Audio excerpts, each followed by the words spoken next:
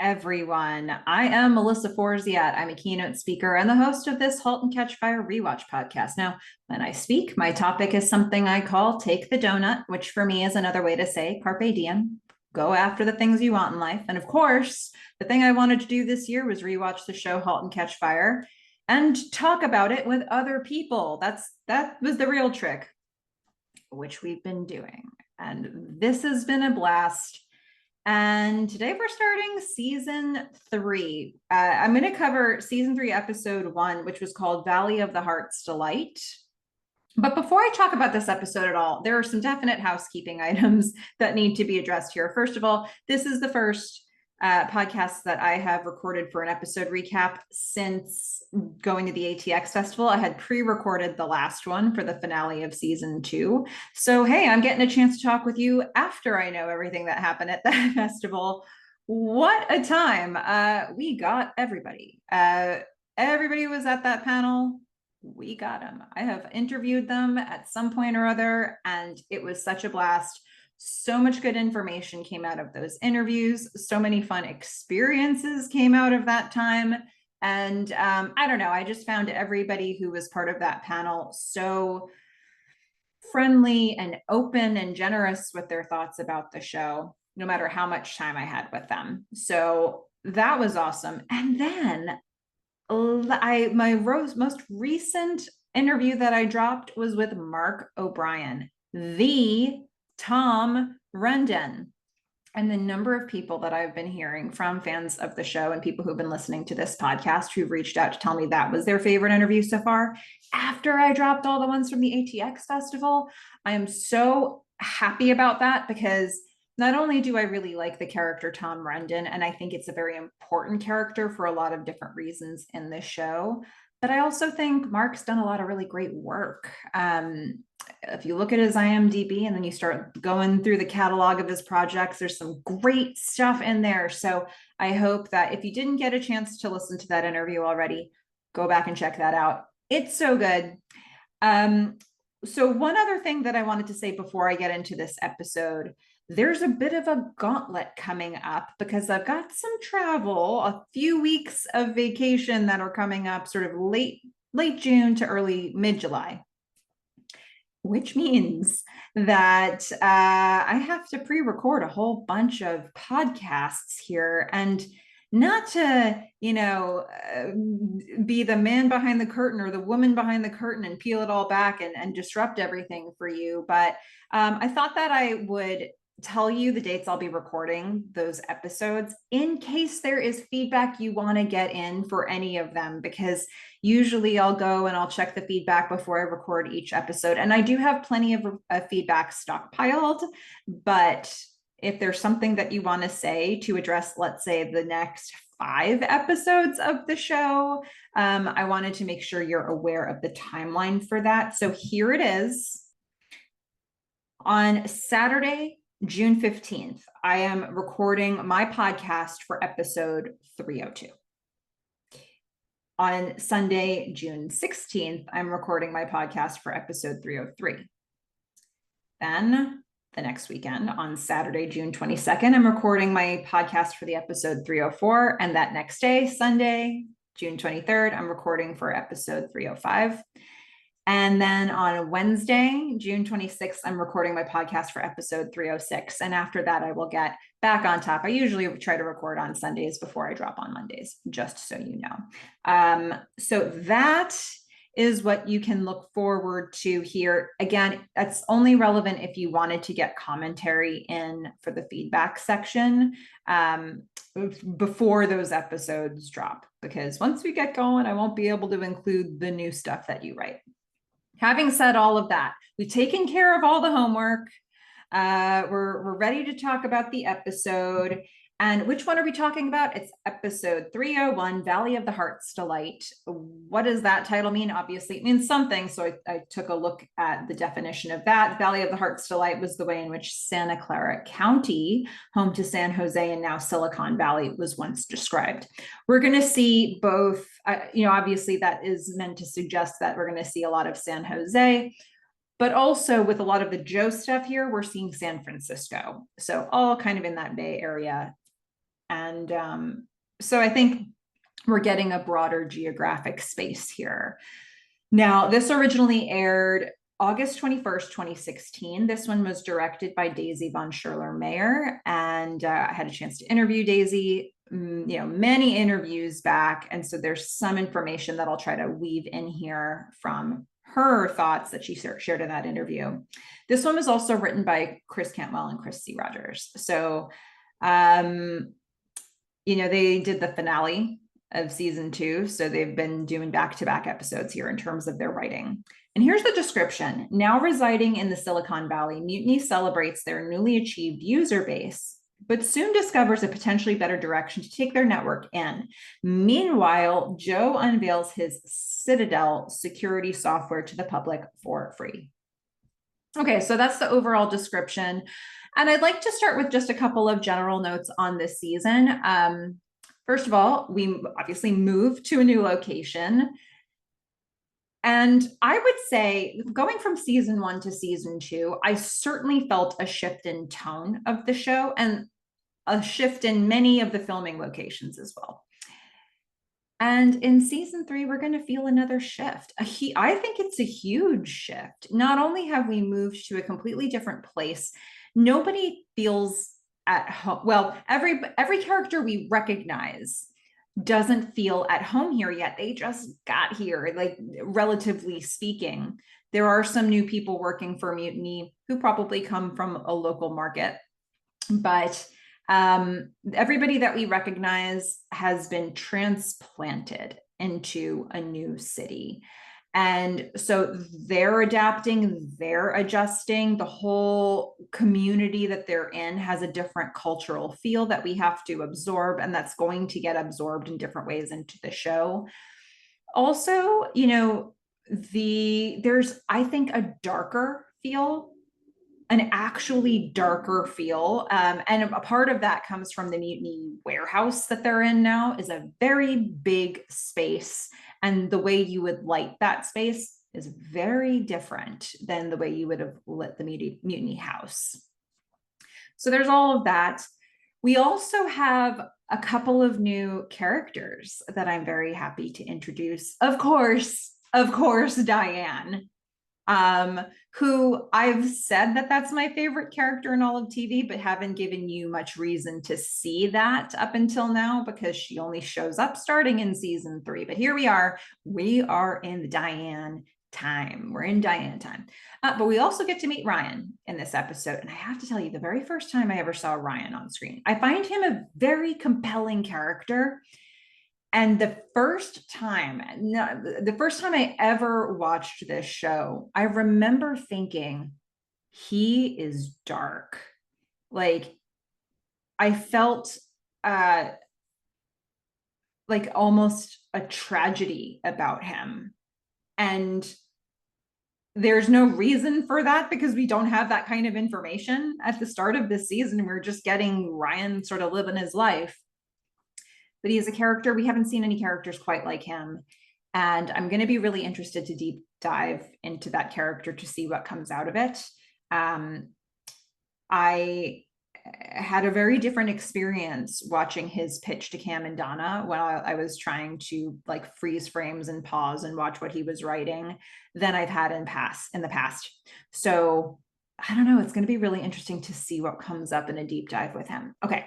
That's all of my general notes on this. I love that this show continues to reinvent itself from season to season, but it still feels like there's something at the core that is familiar about this. And so, let's see where it takes us. Let's do the scene by scene breakdown here. Now, we're going to get some music to open us up. We're going to get shots of the city. They have to establish a new location. So we're going to get some San Francisco shots. The second shot we see, we're going to linger on a little bit. It's the transatlantic pyramid in San Francisco. And on the side, we're going to see there's a billboard, the Are You Safe billboard. Every time we're getting like an establishing shot here, we're getting Are You Safe billboards. They're all Are You Safe is up all over the city, I guess. So we've got one next to this transatlantic pyramid. There was a shot right before that as well, but we stay on transatlantic pyramid, that shot, for a while longer.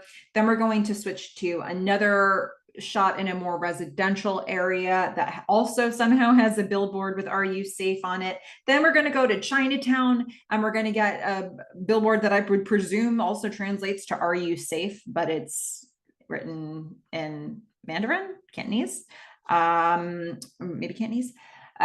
So then we're going to see at the bottom of the screen, it says 1986. We've jumped a little bit in time here. Not a ton, but a little bit. And then what are the folks at Mutiny up to? Well, we are going to open up on John Bosworth. It's shot from below, looking up at him. We're going to see a lot of those angled shots from Daisy in this episode. And something that I really like, there was a comment she made in her interview about an episode she did in season 4 where I remarked on sort of the upward angle shooting of Boz in a different scene.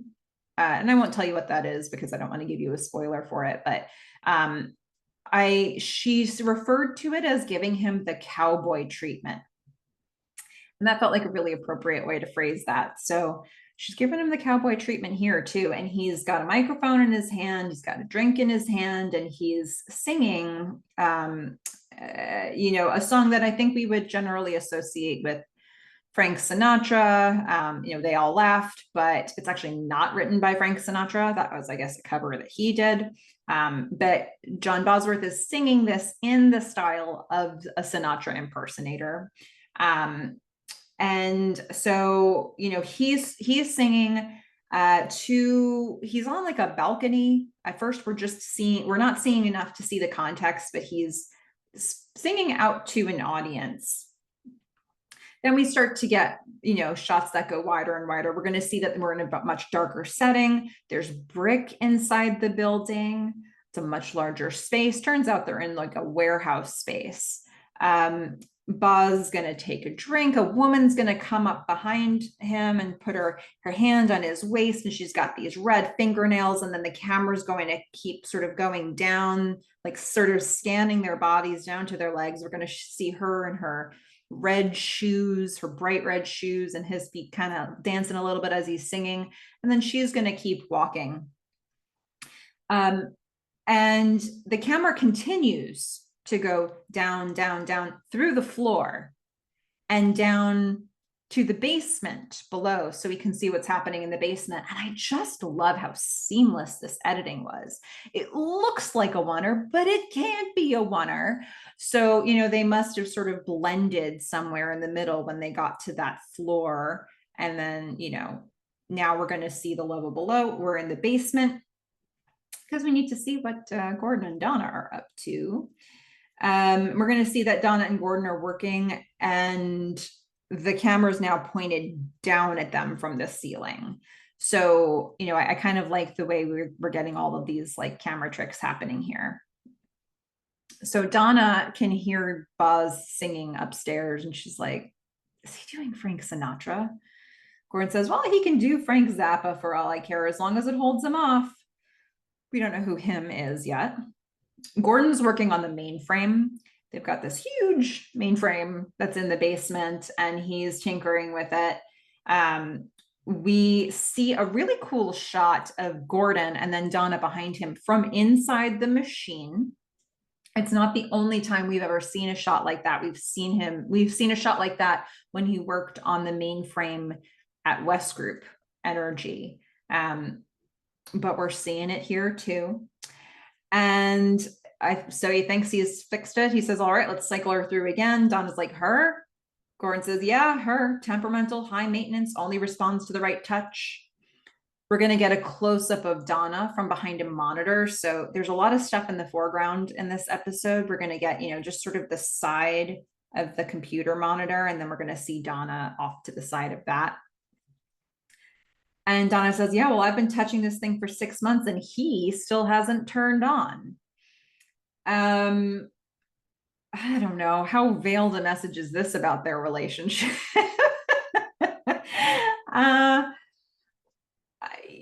I feel like I'm supposed to take something away about the status of their relationship from this. We're going to look back upstairs. We're going to see there's a guy with a blue mohawk who walks closer to Boz singing. So I think this is part of the way that you establish, like, this is probably a local hire. We didn't see anybody with blue mohawks at the Mutiny House last season. So chances are this is like part of the cultural feel that we're bringing in from the city that they've recruited from. So Boz has a whiteboard next to him as he's singing, and it says user count 100,000. That was obviously the goal. And then under that, it says today's count 100,131. So they've more than achieved that goal. And, it turns out Boz is singing to a whole party of people upstairs who are watching. And he continues to sing, but then we're going to get a glimpse of where Cam is right now. She's hiding in her office. She's similar to the mutiny party last season. She doesn't want to get amongst it very often at big party settings. So she is hanging out. We're going to see her come to her window to watch the party, but not actually be at the party. Boz changes a lyric to "They all laughed at mutiny and our cotton gin." Actually, right before that, there was some lyrics. "They all laughed at Rockefeller Center. Now they're fighting to get in." So, it just gives you a sense of like, okay, so Mutiny's been having some success. They've reached some subscriber number goals. They're working on this mainframe. They're celebrating, it's a good time in the life of the Mutiny team. So, okay, so Boz is still trying to sing, but we're getting a sense that he's stalling because he looks over to a guy in the back, probably the him that was referred to in the conversation between Gordon and Donna. There's a man with a steno pad and he's looking a little restless. And Boz is like, oh gosh. And he can see this and he's still trying to sing his way through it. But, he says, oh, who's got the last laugh now? He turns to Carl and he says, can you make him hurry up downstairs? We're going to lose this dude. Carl says, yep. And so Carl's going to run off. He's going to run halfway down the stairs to deliver that message. We're going to go back, the camera's going to go back to Boz performing. We pull out even further. We see there's a banner hanging up that says Mutiny Independence Day. Unlike the mutiny party that we saw at the Mutiny House last season, this isn't open to the public. This seems to be a mutiny party, maybe with a +1 for people. Some of these people I'm thinking are significant others, but I could be wrong about that. And then we've got, this reporter who has been invited. We're going to find out. So Boz is like, hey, it's nice to see some ladies here for once. Again, not sure if some of these ladies who are on these guys' arms are like new girlfriends or dates, or if they're people who work there. My impression was dates, because I don't think that many women work here at this point. But, correct me if I'm wrong on that, if you can place all of these people. So we're going to go back to Gordon and Donna. Gordon says, we probably should have waited to schedule the celebration of a working mainframe until the mainframe was actually, working. He's still tinkering with it. Carl runs halfway down the stairs and he's like, hey, Boz says, hurry up. We're going to, the reporter's going to leave. And Donna says, yep. And Gordon says, all right, try this. And he, he thinks maybe he's fixed it. He starts rubbing his eye. Donna tries it, but they both sigh. It didn't work. Still not booting up. We see Gordon sort of shaking his hand a little bit. It's in the foreground. Donna's behind him in the frame, and she then sees his hand come, and we see that come into focus. She's like, you okay? He says, yeah. She says, scale of 1 to 10. He says, I'm fine. She says, scale of 1 to 10. Do you want to lie down? Like she just keeps repeating it. He's like, well, of course I want to lie down. I've been awake for 20 hours trying to get this thing ready. But he will address the scale of 1 to 10 question. He says he's at a 2, 3 max. She nods. It's obviously a part of the way that they've learned to discuss his symptoms and how he's feeling. The scale of 1 to 10 is just a chance for it looks like they've come to an agreement and he's being honest with his answers. And so she trusts the process enough. And so she's going to nod. Okay, she's a 2 or a 3. This is doable. And he says, okay, let me check the power unit again. So we're going to see a reflection of Boz in the window. This is such an interesting space because he's singing up on this almost like there's a floor level, and then there's some stairs going up. There's a little balcony area, and then there's a whole like sort of boardroom / area with offices behind that on that split level, upper level. So we're going to see, and they've got all these really interesting windows and features. And so we're going to see a reflection of Boz singing in one of those windows as we see Cam pacing in her office behind the window. And he's going to go a little off script here. He's like, and now, please, without further ado, let's welcome our founder, Cameron Howe. And you can see her kind of get startled as she's pacing. The party cheers. Bodhi has his arm around a woman, girlfriend, maybe. His +1, somebody he's dating. I don't know. And then we're going to see this reporter writing on the pad. Okay, Cameron Howe. Cam looks anxious. She's going to come out. It's real awkward. And Boz is like, come on, come on. And he sort of sings / escorts her over to this reporter. And Cameron introduces herself. We're going to get Ross Weaver, the reporter, introducing himself. Ross Weaver, InfoWorld. We'll see Ross Weaver again at the very end of the episode. Ross Weaver says, so quite a party, but maybe a little premature. He turns around and he points to a camera, a computer monitor that is off. And he's like, seriously, how much longer? And she's just sort of like, what's she going to say? Elephant is in the room. It's like, he can tell. It's very obvious that there's nothing to celebrate just yet. So she's, I don't know, she's trying to figure out how to stall that. Now we're going to go back down to Donna and Gordon. Donna is going to use some pliers and she pulls a cigarette butt out of the machine. And she's like, oh God, somebody put a cigarette out on this wire wrap. You know, once we're on our own network, Cameron and I can get back to what really matters. She's saying all this and she's sort of screwing back in the panel. It just reminds me, for those of you who had a chance to hear Carrie's interview from the ATX TV festival, she talked quite a bit about the importance of the speak and spell from the pilot episode and in really, you know, the way that she was unscrewing it and really having to show that she had a proficiency with all of this. And she, you know, she had pre-loosened the screws with props to make sure that she looked like she was really good at what she did.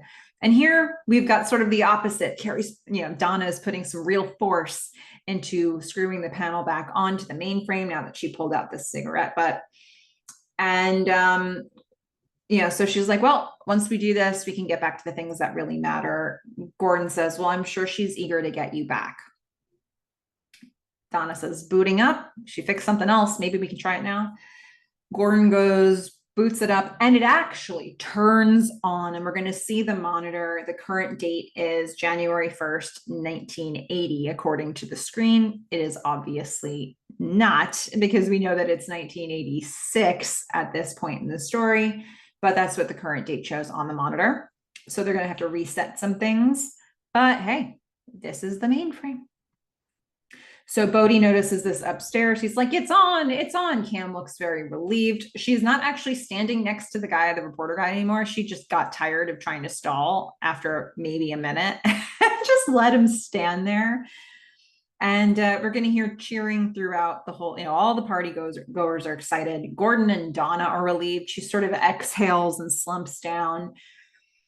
And Gordon smiles. He's like, the Death Star is online and operational.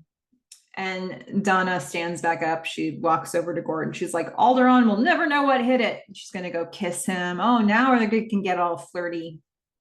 Except they're interrupted by Carl, who comes running halfway down the stairs again. And he is like, Donna, Cam wants you upstairs right now. So she's going to grab her stuff. She says, let's go celebrate. And now Boz is finishing. It's a chorus at the end. Everybody's singing all together. So he's loudly finishing the song. Everybody's singing with him. Ho, ho, ho, who's got the laugh, laugh? He, let's make the past laugh. Ah, ha, har, har, har, who's got the last laugh now? Donna and Gordon come running upstairs. And it's so funny because Gordon's sort of like tucking in his shirt, getting himself situated. And you would think in any other context, like if you hadn't seen the last couple minutes, you would think that they just like had a quickie in the basement and came back up. But no, they had an engineering miracle and they got the mainframe working, and it's all so exciting. So I don't know, all these different messages coming around about their relationship now. It's like, now that this mainframe is sorted out, is it all starting or is it all ending for them? You know, it feels like a transitional moment in their relationship somehow, based on everything that we've seen in these first couple minutes. Okay, so everybody has been singing, and now Cam is going to, in the middle of this, Lev gives a firecracker to Cam. And Cam is going to shout, all right, suck it, Telenet, you faxed us your last invoice. There's a fax machine front and center, and she throws the firecracker at it, lights it, throws it, and it starts going off. And it's a lot. Cam is very gleeful. Gordon immediately runs to address the fireworks because it is a hazard. And then Donna's plugging her ears, but Cam is very happy about all this. And Donna's like, that's way more fireworks than we talked about. Gordon's going to spray a fire extinguisher at it, being ever the responsible one in this office. And we're going to hear everybody cheering and chanting. Everybody wants a speech. So Donna and Cameron are going to go up onto the balcony, which is where Boz had been singing.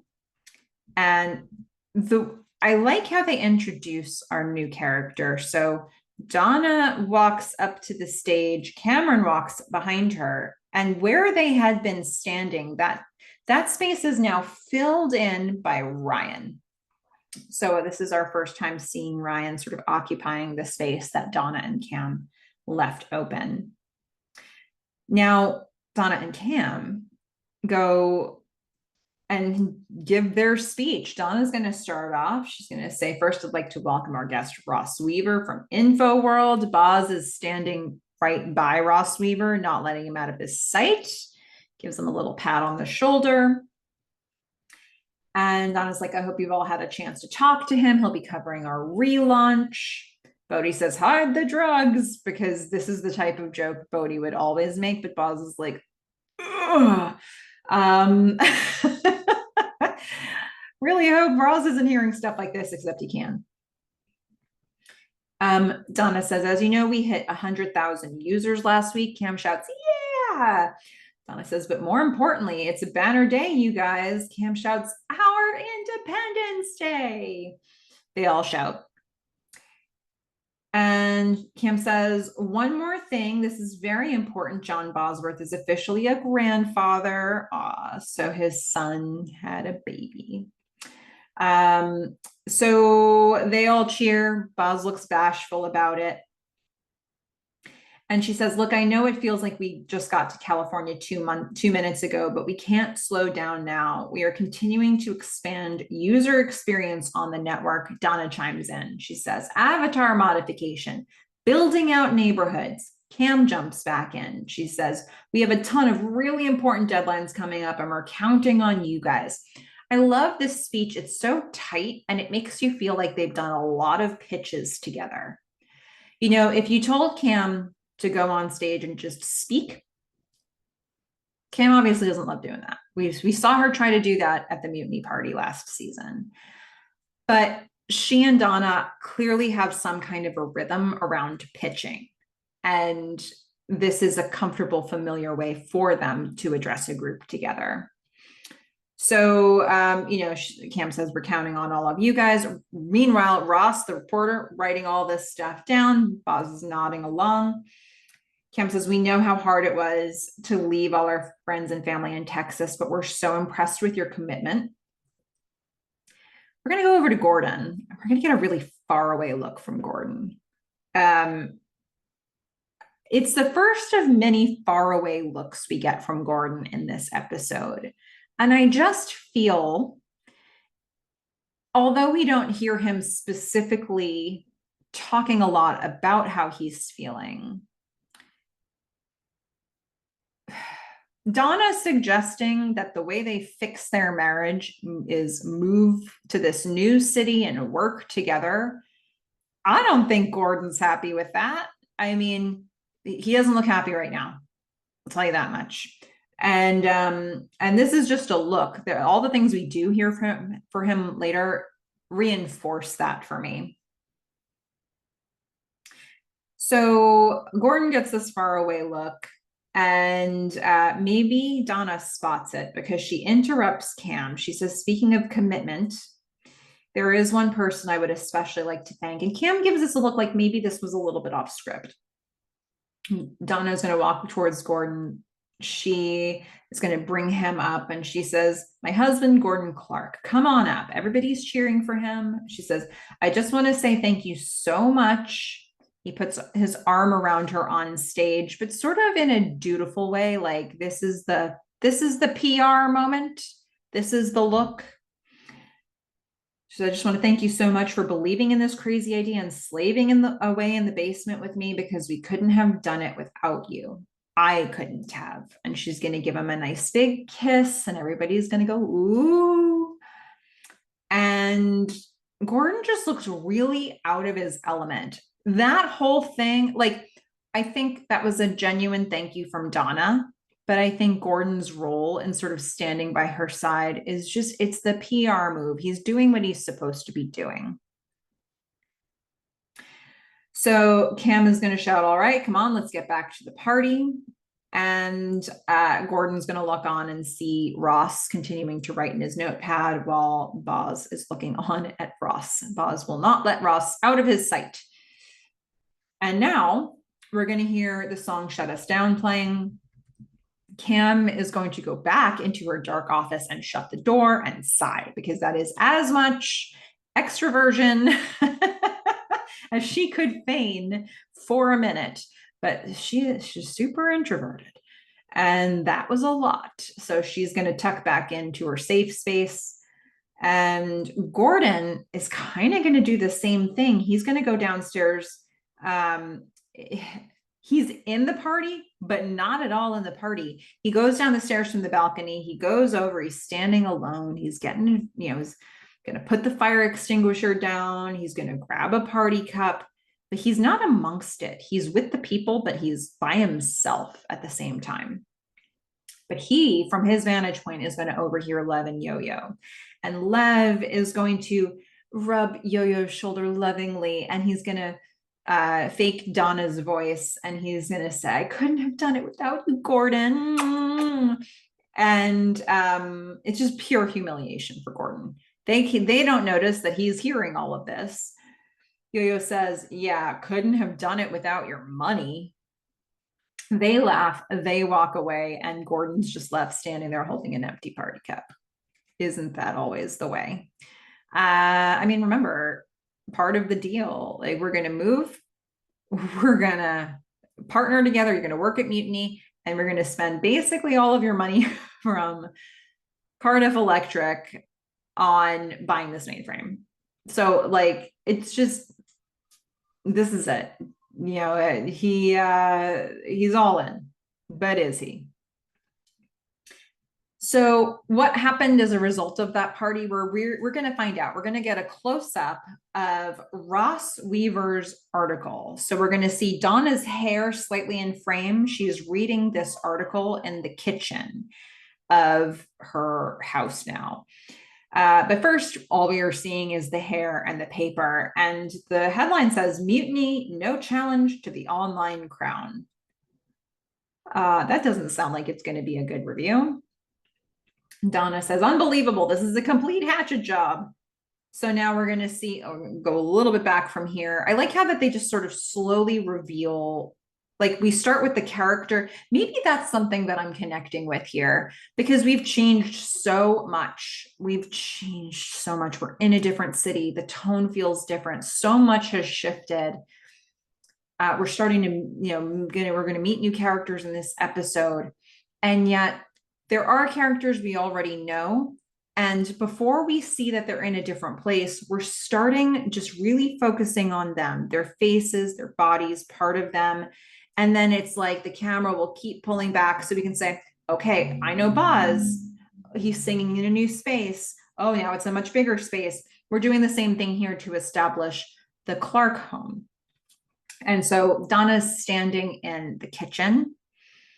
Haley is sitting, so they have a big enough kitchen now where they have an island in the middle of the kitchen with bar stools. So Haley is sitting at one of those, and it seems to be the morning. And so Donna's reading this review. Gordon is making coffee. He says, I know it hurts, but trust me, there's no such thing as bad press. And the Pro got creamed in the trades, and it still outsold the Giant by a factor of 5. He's been there, right? He's been at the helm of a company, having that kind of pressure on him. He knows what it's like.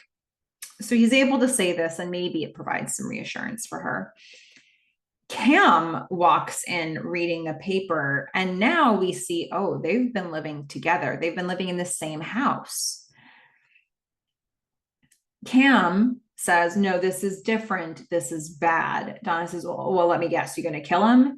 Cam says, well, no, it's his facts that are killing us. It's not so much his take on them. She says, we're a quarter of the size of CompuServe. We have less infrastructure than the source. Nowhere near the investment visibility of Q-Link. I hate it, but he's right. And then she's going to turn to Haley. She says, what's up, Squirt? And Haley is reading the funnies. She's like, family circus still sucks. Cam smiles. Yeah, that's true. And Gordon does say, hey, language. Donna's going to say, where's Joni? Gordon says, getting dressed. He's reading the article now. He says, he calls you upstarts. He says you're a welcome addition of heart and vitality to the valley landscape. Cam is making cereal for herself. She's got some cornflakes. Gordon's like, hey, you guys, this is great. Donna says, yeah, he's also got us going under by 88. So he gives them 2 years. Gordon says, well, if you're worried about it, issue a press release full of stats and revenue and, tell your version of the story. Cam's like, what? Nobody wants a press release. Nobody reads those. They read magazines like the one Ross Weaver just got printed in. Hey, remember, this is way back in the day before we had, social media that was prevalent. We didn't have people reading blogs left and right and writing blogs left and right where you could just put your own spin out there. You had to get these earned media opportunities where somebody would do a story about you. It was a big deal to get a feature by Ross Weaver, and it was a big deal to have it not be a good report.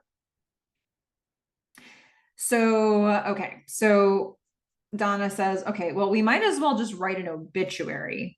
Gordon's going to grab the cornflakes because he wants to fix himself, son. Except there's just not enough left for him because Cam took them all. She's busy eating the cereal he wanted to pour for himself. And he looks at her with a bit of annoyance, like, why are you still here? And he hits her with the box. And then Donna says, oh, shit. And Haley and Gordon say, language. Donna says, I'm sorry, honey, I've got to meet with Joni's principal today at 4. So she's sort of organizing her calendar for the day. And Gordon looks concerned. Why?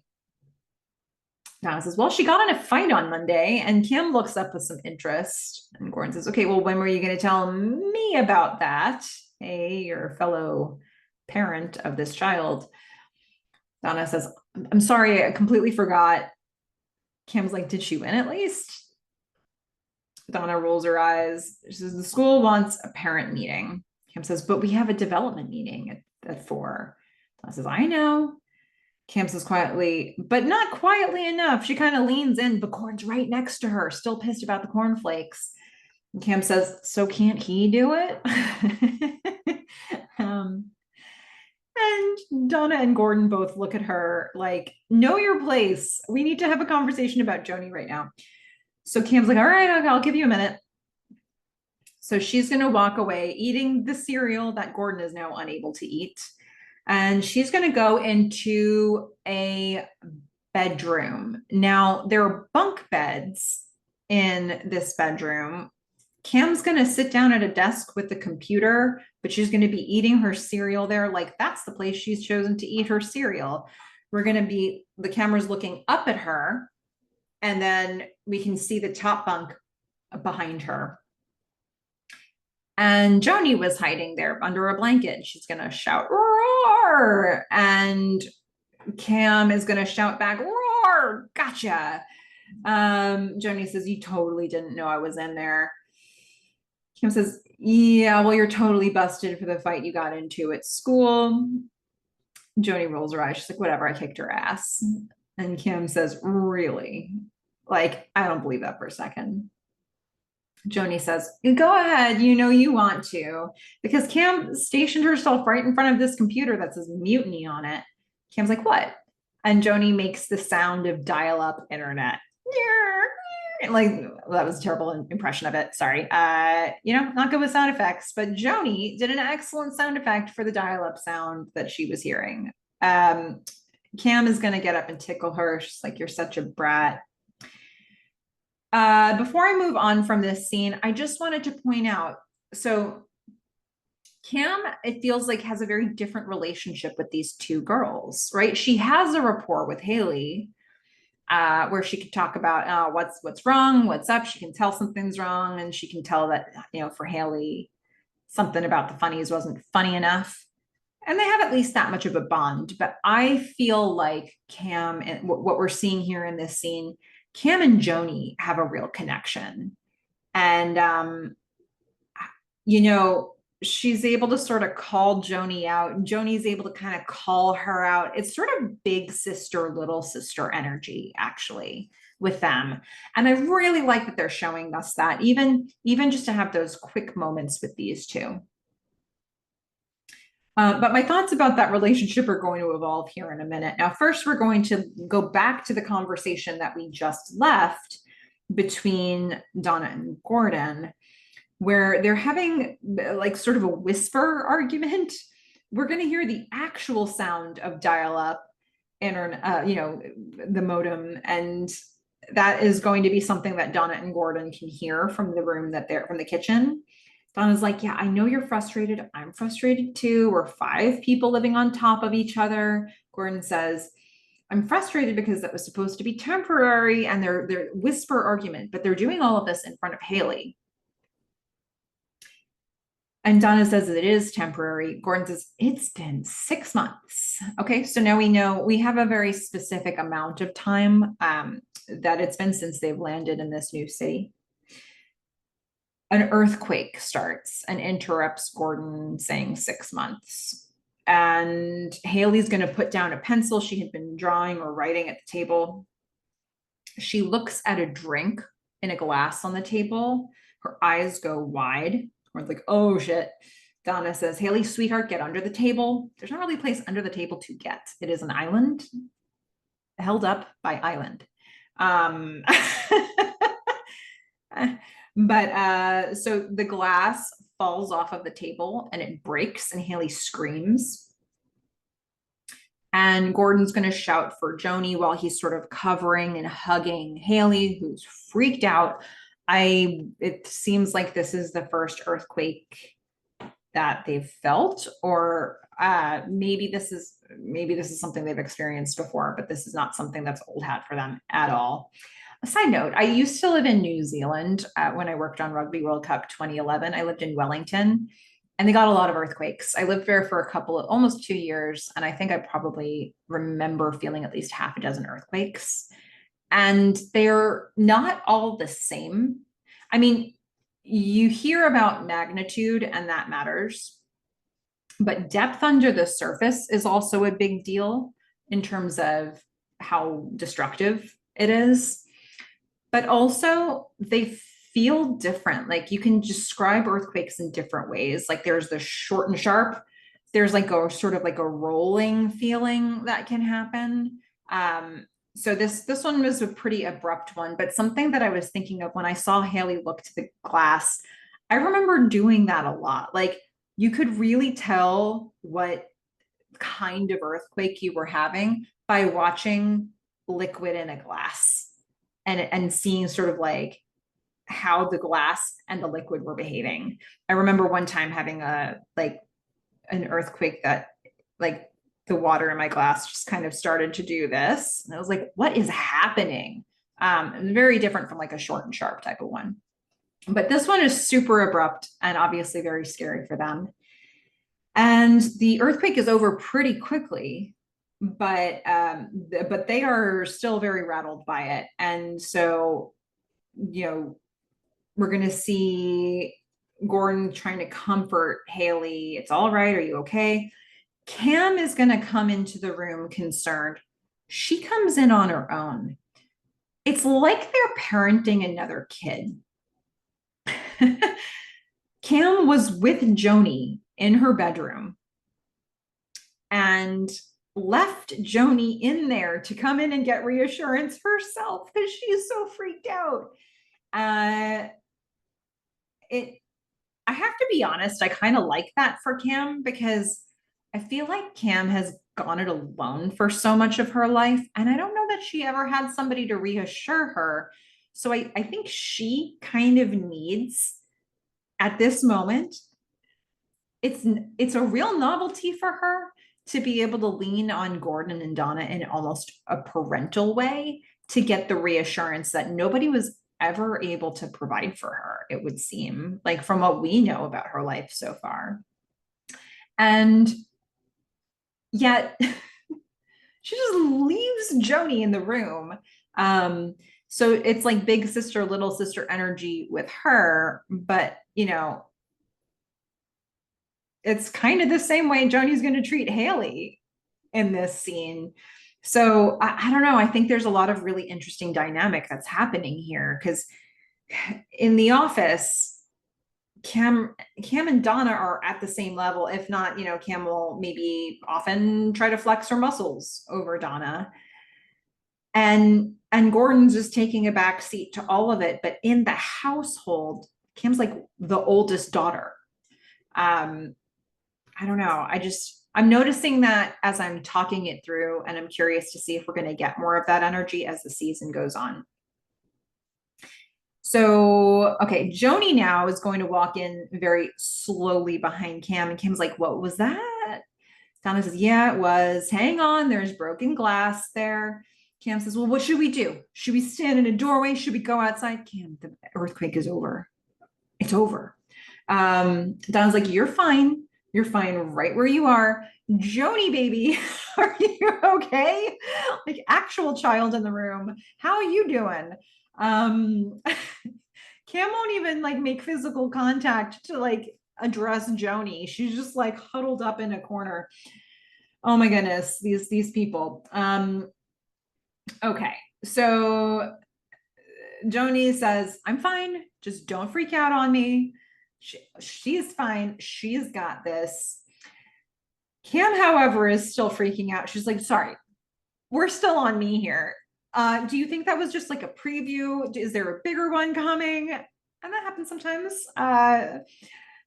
But Cam doesn't seem to notice that she's meant to be one of the adults in the room, perhaps calming down the children, but she is not doing that. And so Haley, when she's like, "Is there a bigger one coming?" Haley just clutches Gordon. She's like, "Is this the final thing? What's going on here?" Gordon's like, "Hey, listen, so you're not helping?" Like just pointing to Haley. Like, remember, there are children in this room. Joni says, "Don't be such a wimp, Haley." It's funny because Cam is really Joni could be directing that at Kim as well. She is not. But it's like a trickle down effect here. Like Cam has ignored Joni. So Joni is going to be like, "Haley, you're doing too much. All right, stop it. You're being a wimp." Gordon's like, "Hey, stop it." Donna says, your sister's scared. Be nice." Joni's like, "You always take her side." I don't know if there's a side to take here. It was an earthquake. Haley was in no way fighting with Joni at all. Like It's just literally stop picking on your sister. There was no fighting back. And Donna's like, Joni, come on. So Gordon says, hey, okay, hey, listen, guys. And he's going to be the adult in the room and try to, calm everybody down. And then the toaster pops up the toast and freaks all of them out. And he just says, it's just toast. It's just toast. It's fine. So he goes and he grabs the toast. So much interesting stuff about the way all of this interaction just happened. You can tell who's getting on each other's nerves. You can tell sort of, in addition to learning that Joni had a fight in school, we can see her picking on her sister after an earthquake. I mean, I don't know. I feel like she's got this, like, I need to pick on people energy right now. And I just find Cam's role in all of this so fascinating as well. All right, so now we're going to get more of a status of the company, because what happens after you get the mainframe up and running? That's what we need to address. So we're going to see the Mutiny interface close up. We're going to see the Cam and Donna avatars. Cam's avatar has antenna on it. And then we're going to see they have the options to walk to the town hall or news. Donna says, don't you look out of this world. Cam says, pretty rad, right? The antenna just rolled out this week along with sunglasses, regular glasses, and a mohawk customization. You should totally get the mohawk. And another really interesting bunch of camera choices in this scene.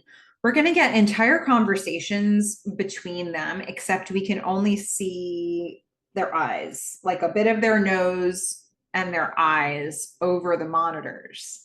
So it's like another way, in all the different times that we've seen people's faces sort of reflected in this screen, I feel like this is another interesting way to show us that they're like incorporated into the machinery.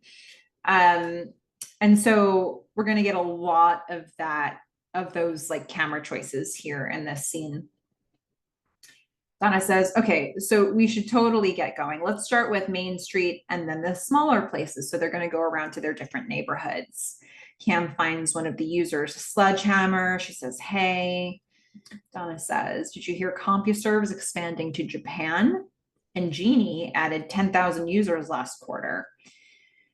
And, they're just going through the news. Cam says, well, at least CBS might back out of Trintex. We're going to sort of zoom back out, not zoom. We're going to get a wider shot of them. They're sitting in a big office in this warehouse. And, it's probably one of those offices that we saw on that balcony level. Donna says, well, great. Then it's just IBM and Sears. Seems kind of dead on here, doesn't it? Reflecting on not seeing a lot of users on Mutiny at that moment. Cam says, well, it's 9 a.m. on a Tuesday. It's like a casino floor on a morning. It's just the hardcore people. But then they go over to Comic Book Corner. That's another one of their neighborhoods, and that's hopping. Lots of people in there. And you can see that they've, things have evolved with Mutiny, with their community. And we can see now that when people write messages, they're popping up. There's little pop-up sounds that are happening. And that's happening really fast in the room. It's actually kind of hard to track. Now that we're sort of used to things scrolling, it's like, oh my gosh, where do you look next? So Donna says, oh, well, the niche room metrics are off the charts round the clock. And Cam says, yeah, this is a rowdy place. And she says, there's more fights in here than a Hell's Angels bar. And I says, well, I guess it's good that these guys' glasses are digital then. Joke. Cam rolls her eyes appropriately. And Cam says, oh, nice. That was great. Hold on a second. We're going to see her tapping out.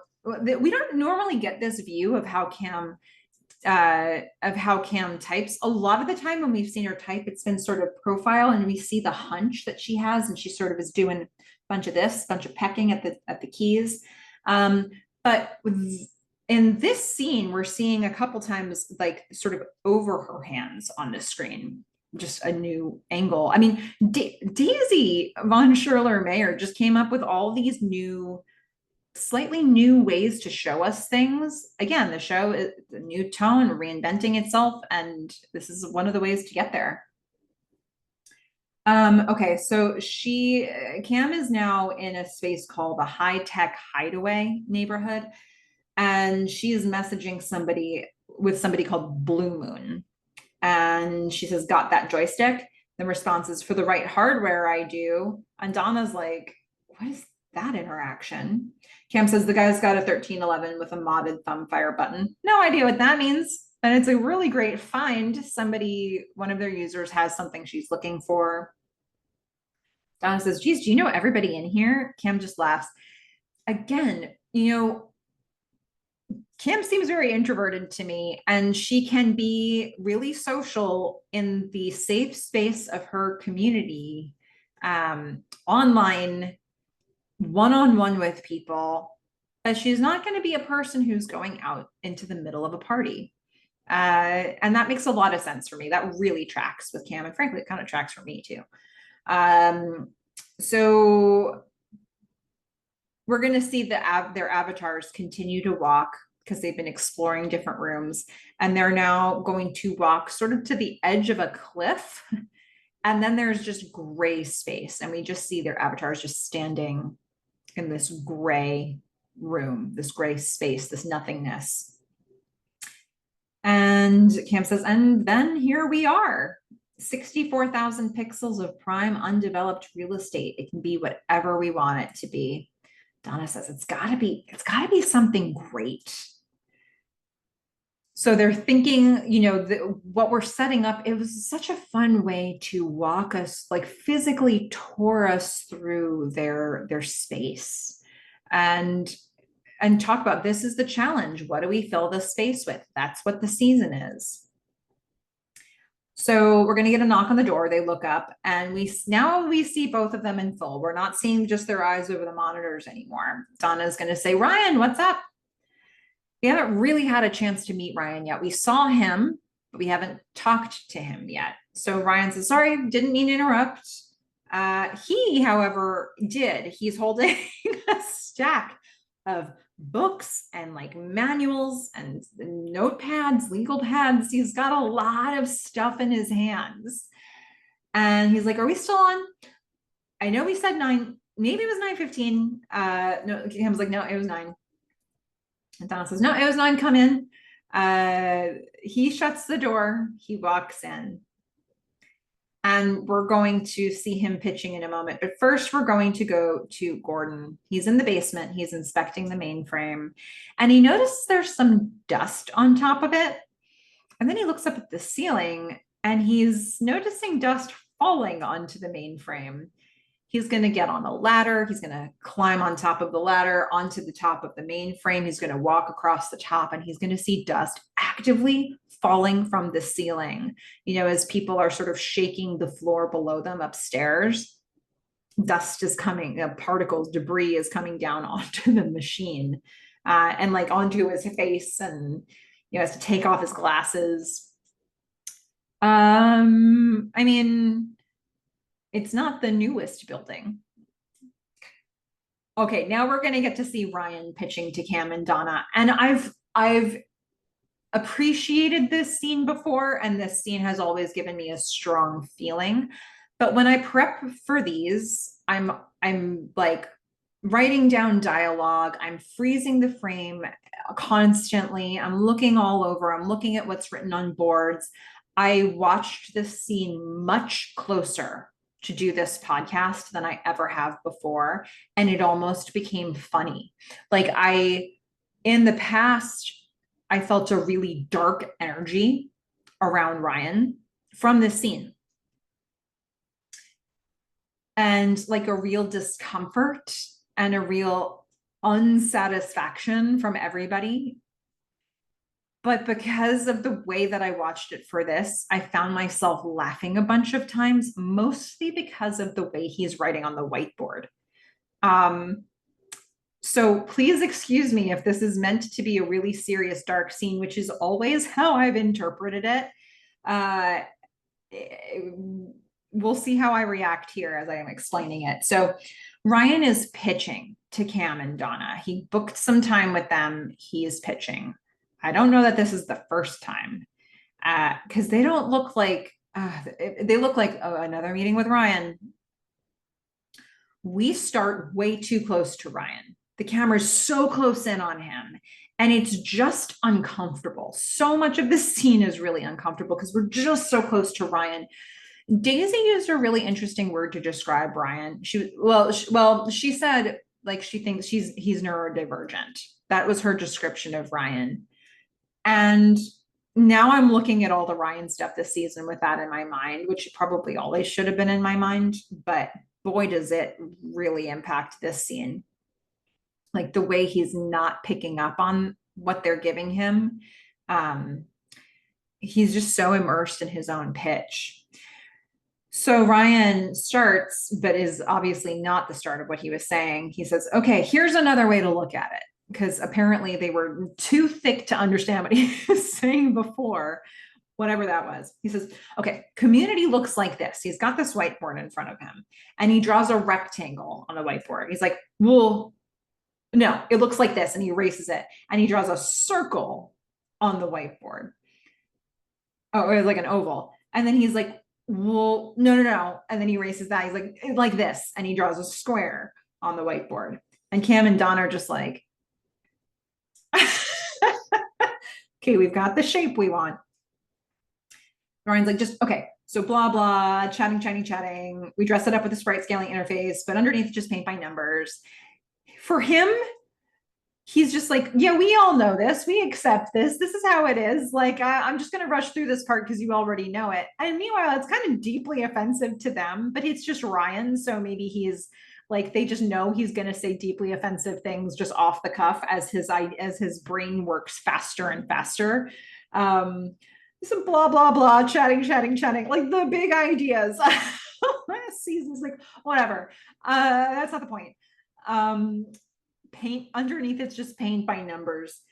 Cam and Donna you can see they want to disagree on this point. Cam's like, I think this is more than just paint by numbers. And I was like, I mean, to discount the meaningful human interaction.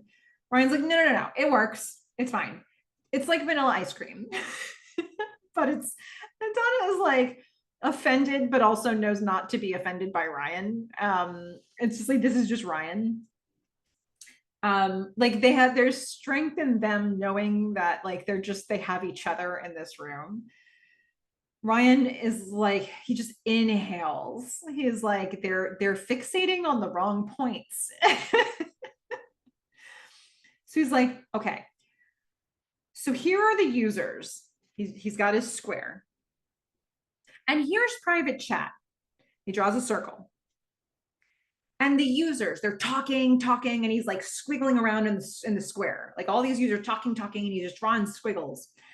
He's like, and so he's like, they're talking. Hey, what's going on? Let's get to know each other some more. So they go to a private chat. And he goes back to the circle. He's going to draw a little arrow from the square to the circle. And then private chat is just pesky because 1977. And so he's like, so this is all just a rehash. Like this isn't new ideas. He's just blurting all this stuff out. He's like, that's still not the point. Donna's a little taken aback. Like, okay, so we're doing things that are 1977 now. Kim just staring at him wide-eyed. Then he continues, because he should be continuing with all how well this is going. He says, I can't even believe, okay. He says, you know how your mom always says to close the door behind you? What? I feel like it's the opposite of what most people would say their mom told them to do. You know how your mom always told you to close the door behind you? Poor Ryan. His mom, whatever he was doing in his room, his mom did not want to know. Okay, so he says, you know, your mom always told you to close the door behind you. So these two users, they leave and they don't close, and he redraws the arrow. They don't close the door behind them, is what he's saying.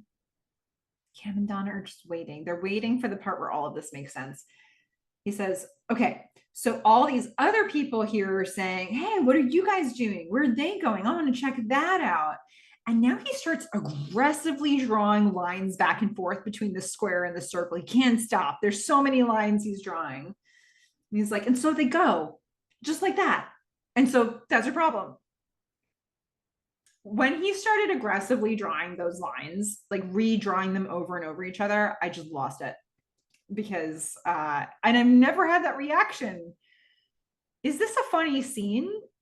Was I always misinterpreting this to be dark? I don't know. I think I watched it too closely. Like I think it changed my view. The target became so giant it was tiny, or so tiny it was giant. I don't know. So anyway, he just says all of this. This was his pitch, but what did he just pitch? And so Donna doesn't really know what the problem is. Neither of them really do. Ryan's like, new tactic. Have you ever seen The Conversation? Cam's like, which conversation? Donna says, wait a minute, the Gene Hackman movie? Ryan's like, exactly. Donna says, Cam's looking at, we're going to see the camera looking in at them from outside the room, which ordinarily a technique like that, I would say it's like, oh, this could be any conversation happening anywhere. It's like, it makes us a voyeur to the scene. It's like, ooh, what are they having? Ryan got a meeting with the big bosses. But then when you actually go in the room and you see what this meeting is, you want to get back outside. Ryan says, people think private chat is private, but because the way somebody wrote it, Kim's like, the way I wrote it. Donna's like, wait. Are you telling me that people are hacking private chats? Ryan can't believe this is new information to them, partly because he's been explaining that to them this whole time. How could they just be cluing in on this? He's like, sure, big time. He grabs a printout, like a giant book. It's a transcript. He says, so see this little guy here? It's a transcript of every private chat. He puts it in front of them. He's like, so that's the hacker, he's totally masked. And then the asterisk is a prompt for data. You can't mask that. He's showing them the private chats that he's printed out. Kim's like, hold on, how did you get this? These are private chat transcripts. And he says, easy, I just walked through the gaping holes like the hackers did. He sees no problem with doing this. He can do it, so he should do it. And he did do it. Kim's like, Ryan. Donna's eyes go wide. She says, you cannot do that. Ryan's like, but sure I can, because capability wise, yes, he can. And so he must. Donna says, don't do it again. I mean it. That's a direct violation of our user agreement. She's going to take the transcript. She's going to put them to the side. I get his frustration. He sees a big problem. He's trying to explain it. And they're dismissing, like, he did a bad thing for printing out the private chat transcript. But his point is that anybody can. Anybody. So slapping him on the wrist and telling him not to do it doesn't make a lot of sense to him. He doesn't really, he's never been the boss. He doesn't understand the many factors that go into leading a company. So he doesn't know how to talk to them in a way that they're going to receive well. Because he's making good points, but not in a good way. Like that's going to get through. So Ryan's like, yeah, okay, totally right. He grabs the marker again. But so here's my idea. After all this, they finally get the problem. He says, so you can connect, this is where he loses me. He says, so you can connect users outside the public room. And he starts putting dots on the board, connecting them to each other. So you can connect users outside the public room, but to different encryption points first, then to each other. He starts drawing lines, places. Donna's starting to look a little exasperated. He says, but then you cover their tracks and then you rebuild private chat, more circles, separate from Mutiny, but also still talking to Mutiny, outside Mutiny. And now he's drawing lines between the two diagrams that he created. Second, but separate Mutiny. The camera is now way too close to Ryan. Far too close. Cam is shut down in this room. Donna is just stunned. And then Ryan's big finish. Users here, here, and here. Network, remote, program, hub, RSA filters, 1, 2, 3, no cache. Voila.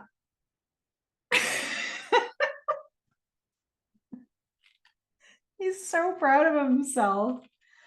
I don't know. Like, I was kind of with him most of the time there. He was punctuating all of those last sentence or thought fragments with markings on the whiteboard.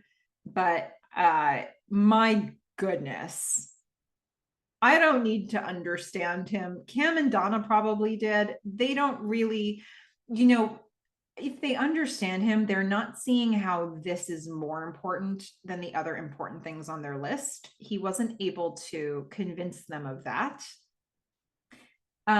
He certainly identified a problem.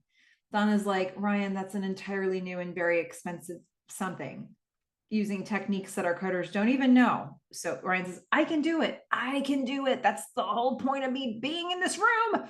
Cam runs her hands through her hair. She's like, you have a ton of sprite rendering to do for me. His whole point was that sprite rendering isn't a thing. Like, don't stop it with the sprite rendering. That's the past. Yeah. Ryan says, then put one of the guys who can't do this on that. Cam says, Ryan, we're not doing it. Donna kind of grimaces. It's one of those smile grimaces, like, she agrees. Ryan's disappointed for a moment. And he's like, okay, but here's another idea. He's about to launch into a whole other pitch. This was just one of them. Remember, he came in with stacks of books. They groan, and Donna says, how about this? Just send it to us electronically. That's the kiss of death for whatever idea he was about to present to them. He's like, yeah, cool, no problem. Donna says, great, looking forward to checking that out. Ryan says, oh, and just to say it one more time, just to make sure it's clear, something like this is way better for mutiny than putting a bow tie on an avatar. Cam gives him a thumbs up. She's like, got it. It's the tensest smile. And she's like, yeah. And he leaves. And that is Ryan's pitch, and probably not his first pitch to them.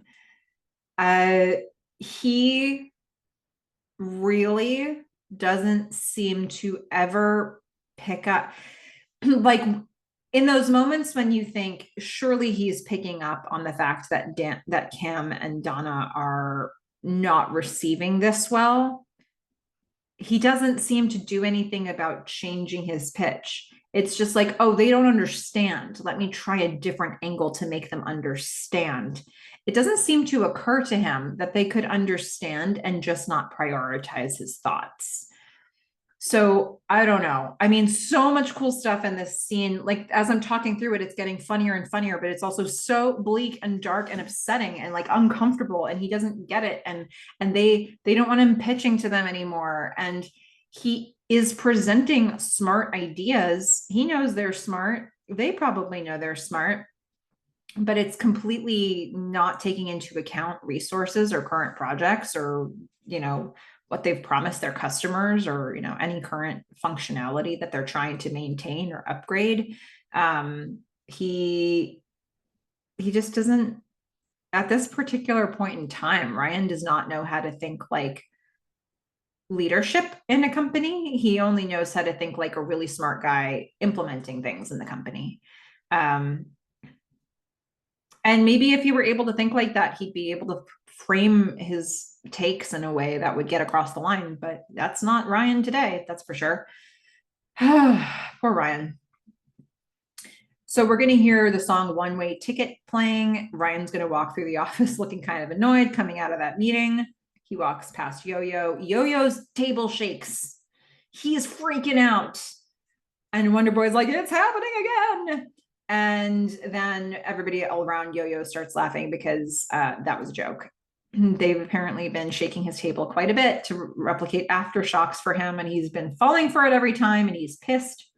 Says it was funny the first 6 times. The next person that does it is going to wear their underwear as a hat. Yeah. Yo-Yo does not like this feature of California one bit. Gordon is currently working under the table on some cabling. He's going to kind of hit upward from under the table. And he's like, cut it out, you cretins. Every time you screw around, it rains down debris on the mainframe. So probably when Gordon was standing on the mainframe earlier and the dust came down, they were simulating another earthquake for Yo-Yo. Carl holds up a magazine ad because it's been a second since we saw those billboards and those establishing shots.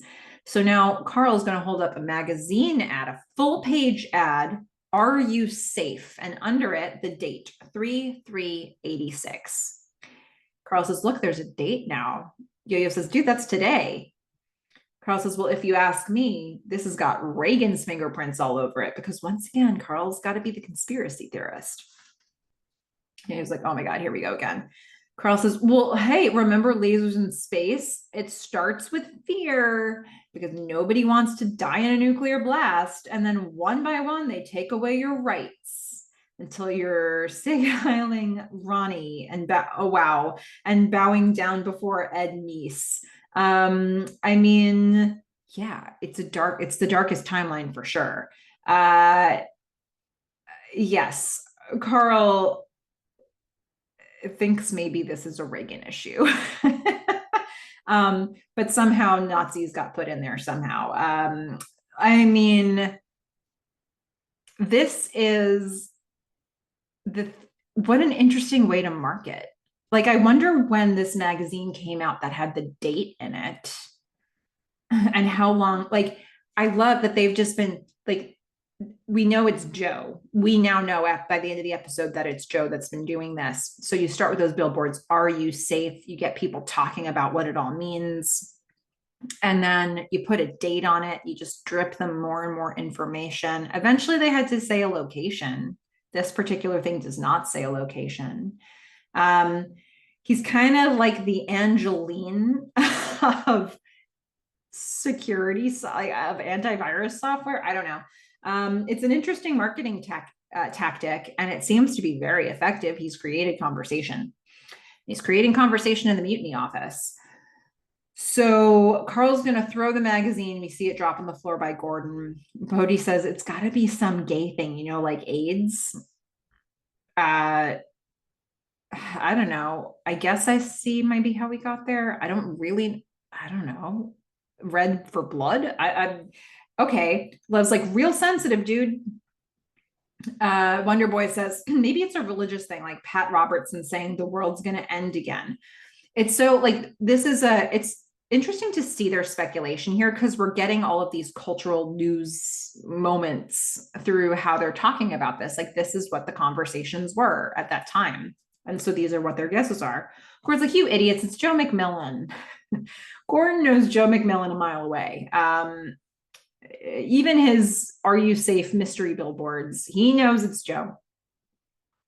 So they all start chiming in. They're like, what? No way. Come on, Joe McMillan. We've got, by the way, at one point we saw Archie rollerblading past all of them.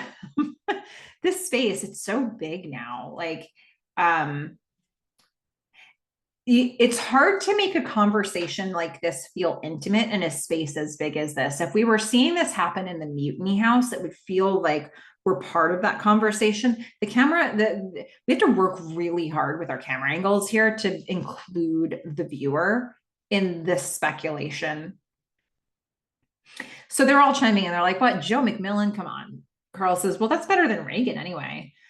A character that I think his name is Doggett says, the antivirus guy, how are you so sure? So I guess he is one of the newbies who was not there for all of the drama that happened with Joe at the Mutiny House. And Lev says, well, they were partners, Joe and Gordon. Dave says, is it true he knows Madonna? Like, he really knows her? What am I don't know. I guess there's just a lot of lore about Joe McMillan. Is there something that I should be thinking of in connection with Madonna at that moment? Why specifically? I mean, I don't know. I guess she is a person that you would think of in terms of like being radical, but what do you connect with that name being thrown out here? Okay, Carl says, I heard his first client was the CIA. Lev's like, nope, it was Oracle. And it says, hold on a second. Let's just bring it back to reality. Didn't McMillan steal your idea, Gordon, and make a gazillion dollars? And they all freeze and look at Gordon. Gordon says, yeah, but I'm suing the son of a bitch, aren't I? And he walks away. And we're going to see what a cool shot we get of the office when we walk away. We get this, we're going to get like a very wide shot, sort of pointed down at them, where you can see sort of the whole space. And there is one skylight overhead, and the rays of light coming down from the skylight are on that bank of tables where everybody was talking. And then there's other desks around it that aren't lit. But what an interesting space. This had to be like the lighting of this office warehouse is so very specific. Doesn't seem like an easy thing to work with, but very atmospheric. All right, now we're going to see Boz in an office, his office. Maybe a shared office with Gordon. I'm not sure. He has his feet on his desk. He's sitting under a painting of two horses. He's on the phone and he's saying to somebody, no, I slept right through it. I woke up and some water had sloshed out of the toilet bowl, but that was about it. But look, Terry, before the big one hits, I want to get this modem order sorted out. Gordon's going to walk in. He's sort of stretching his neck a little bit. Boss says, you're damn right, V22. Hey, and I want the wholesale number for that. Oh, come on, man. I can walk right across the street to USR and get high-speed transfer for that. This is not a pitch that's going very well. Gordon is going to go over from the inside the room. He walks over to the window and he's looking out at everybody who's working. And Boz is finishing up his call. He's like, well, just call me back when you want to talk, when you come to your senses. All right. Thanks. He hangs up. That didn't work out so well. This is another Carl's a no sort of situation. Gordon says, okay, look, you need to invest in some improvements in the mainframe room. It's a disaster waiting to happen. Boss says, okay, yeah, sure. Yeah, whatever you need. Something else, Gordon? Because Gordon's just kind of hanging about. Gordon is watching all the guys play in the main room. They're like throwing paper at each other. Whereas, how do you do it? How do you deal with all this nonsense? That is not the question that somebody asks when they are happy. Yeah, he's having a time of it. Boz is going to get up. He's going to walk over to Gordon. He says, well, it's like feeding animals at the zoo. We dangle a couple kippers out there for them and they dance and then keep them locked up in their cages for the rest of the day. Thinking that Gordon is talking about the guys, the kids working. But Gordon's looking at Cam and Donna, and Boz can see that. So he says, oh, so you're talking about the queens of the jungle, huh? Well, that's a different story. My advice... The phone rings. Boz looks at it, but he gives his advice first. He says, I find it wise not to interfere with the brain trust. They run the place. I just work here. He goes to answer the phone. Gordon kind of nods and he leaves. Boz is going to answer the phone. Bosworth, we're going to hear Joe's voice. Boy or girl? Boz is like, excuse me? We hear the voice again say, boy or girl? Your grandchild. Boz says, he's a boy. Who is this? Joe says, come on, did you really forget about me? Boz is like, Joe? Dead serious. Joe says, I just wanted to call and say I'm happy for you. Boz is like, how did you even get that? Be well, John, says Joe, and he hangs up and we just hear a dial tone. Boz hangs up.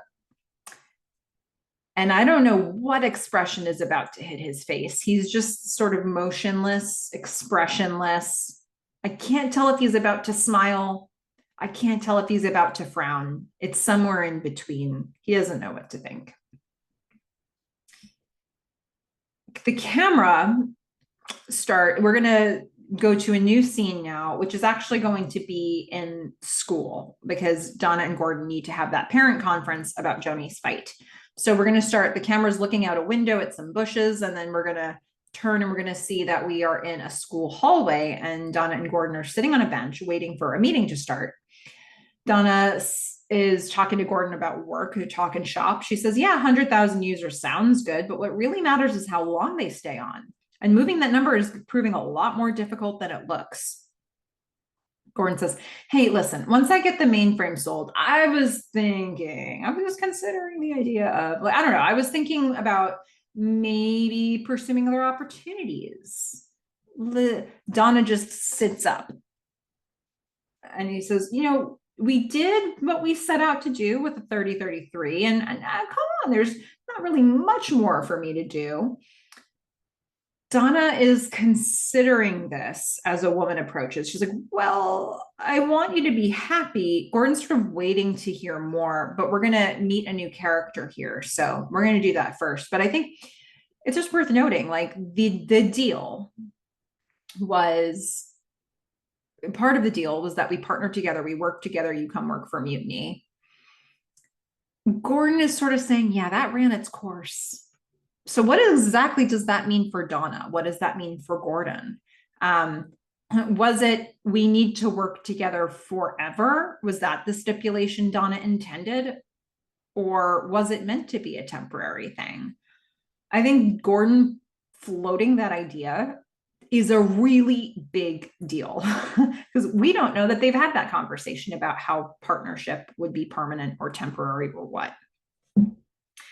But first, we are going to meet my favorite character. So Diane comes walking up, the Annabeth Gish, wearing her high-waist jeans, her big hair. And she introduces herself. She says, I'm guessing you two are Joni's mom and dad. Donna says, oh, are you Jennifer's mom? Diane says, most of the time, people also call me Diane. Donna is going to say, I'm Donna. She's going to shake hands with Diane. Gordon says, Gordon, sorry. He shakes hands with her. Diane says, look, as far as Joni goes, I know how hard it is to be the new kid in school. She has my sympathy. But I think what this boils down to is Jennifer is just pretty pissed at her father and me. Just kind of nods her way through that. She's like, we're going through proceedings. It's been a bit rocky. Gordon is confused. Proceedings? Diane says, divorce. Donna says, I'm so sorry. Diane's like, no, I'm not. Believe me, it's better for everyone. Well, except for Jennifer, who's lashing out. Gordon just takes all of this in. He has apparently never met anybody like Diane in his whole life. Diane says, anyway, so I apologize and I hope it hasn't caused you too much grief. Donna looks very sympathetic with all of this. And a woman comes out, secretary, and she says, okay, Mr. and Mrs. Clark. Oh, Mrs. Gould. All right, Principal Wilcox, we'll see you now. Diane's like, great. And the women walk in. Gordon walks, but slower. He's sort of behind them. He's thinking. Even from the very introduction here, I think we're learning some things about Diane. First of all, she is a person who will just flat out take ownership. She's not going to get, I have every reason to believe that when they get into that office, she's not going to suddenly start singing a different tune and throwing Joni and the Clarks under the bus. She's like, yeah, this is on me. This is on our family life right now. This is the deal. This is what's happening. Like, she's not about to get into that room and say, your daughter's a bad apple. Like, she's owning what's hers in this situation. And she is so quick to just say, yep, getting a divorce. That's the issue. But really, like, it seems like this is a thing that Gordon and Donna have been avoiding.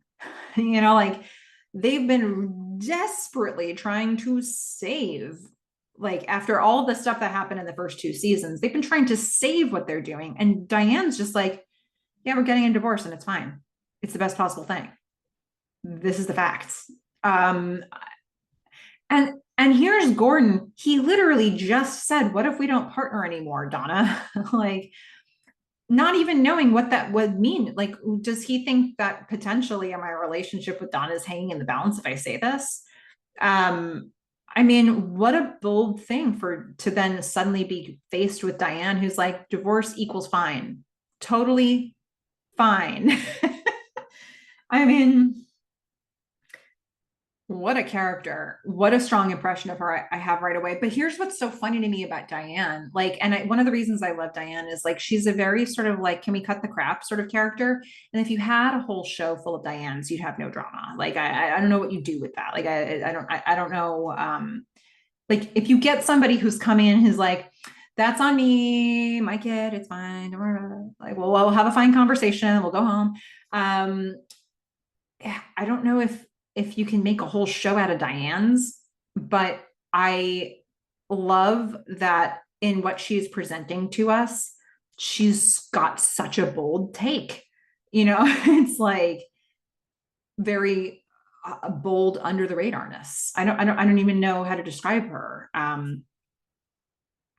Yeah, Diane. We'll get more with her. So, all right, we're going to go to the mutiny office. We're going to get a close up on the stereo. We're going to get a close up on that rodent tunnel system that I had been confused about Tom looking at in the mutiny house last season. It is not assembled. We're going to see mannequin legs in a corner, maybe the entire mannequin, but definitely the legs sticking up.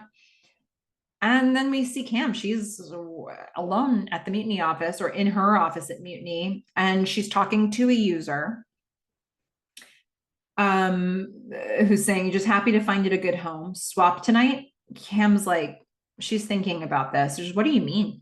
The user writes, well, I'm local if you are. And she's surprised by this. She hadn't even considered this idea.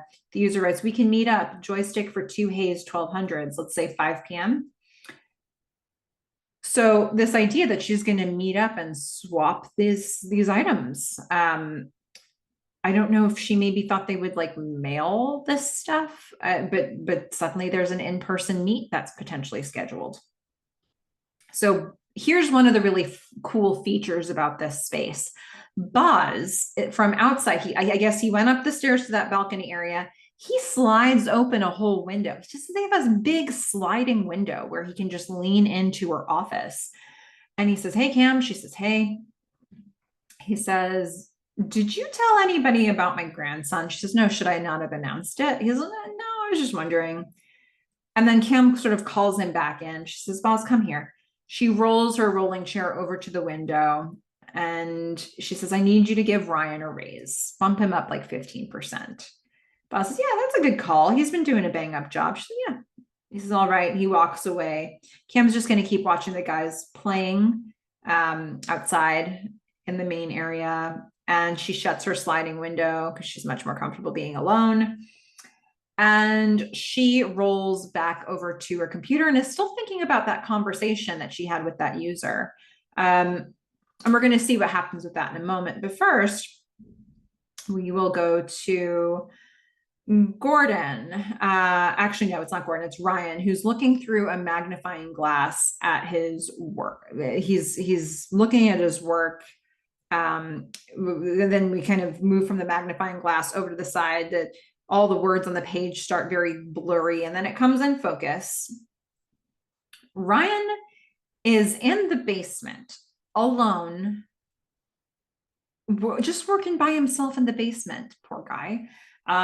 Somebody starts to, well, I don't know. He probably greatly prefers to be alone. He probably thinks all of these people's brains work way too slowly for him. So I want to say poor guy, but I also want to say maybe the poor guy part is when he has to interact with other people. I don't know. So somebody starts to come down the stairs and we're going to get so Bodhi, and I think it's Dave, who seems to be hanging upside down. I think I have that right. Ryan's like, hey, I'm working here. He doesn't want to be interrupted. Dave, I think it's Dave, says, dude, we're all going to Burger King. Come to lunch with us. Bodhi is looking at him with this big smiling face. Ryan's like, nope, I brought today. I'm good. The other two look at each other. Bodhi's like, come on, this is Boo Radley. And this Boo Radley in the basement thing is getting kind of creepy. We're offering you a flame broiled way out here.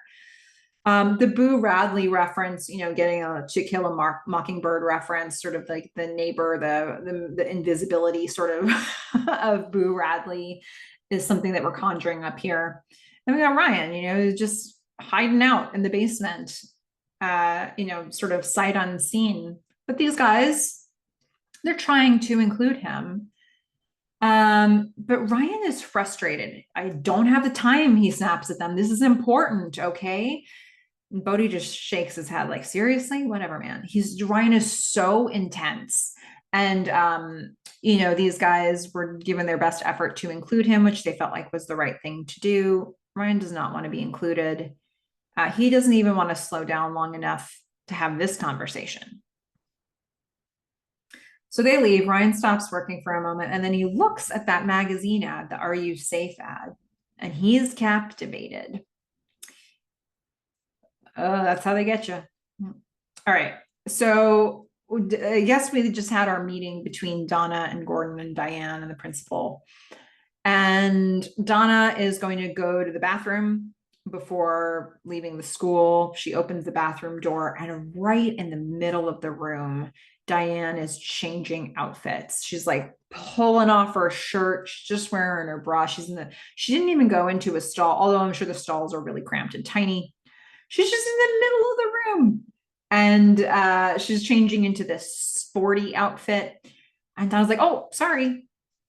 Diane says, why? I'm the one in the middle of the room changing. True.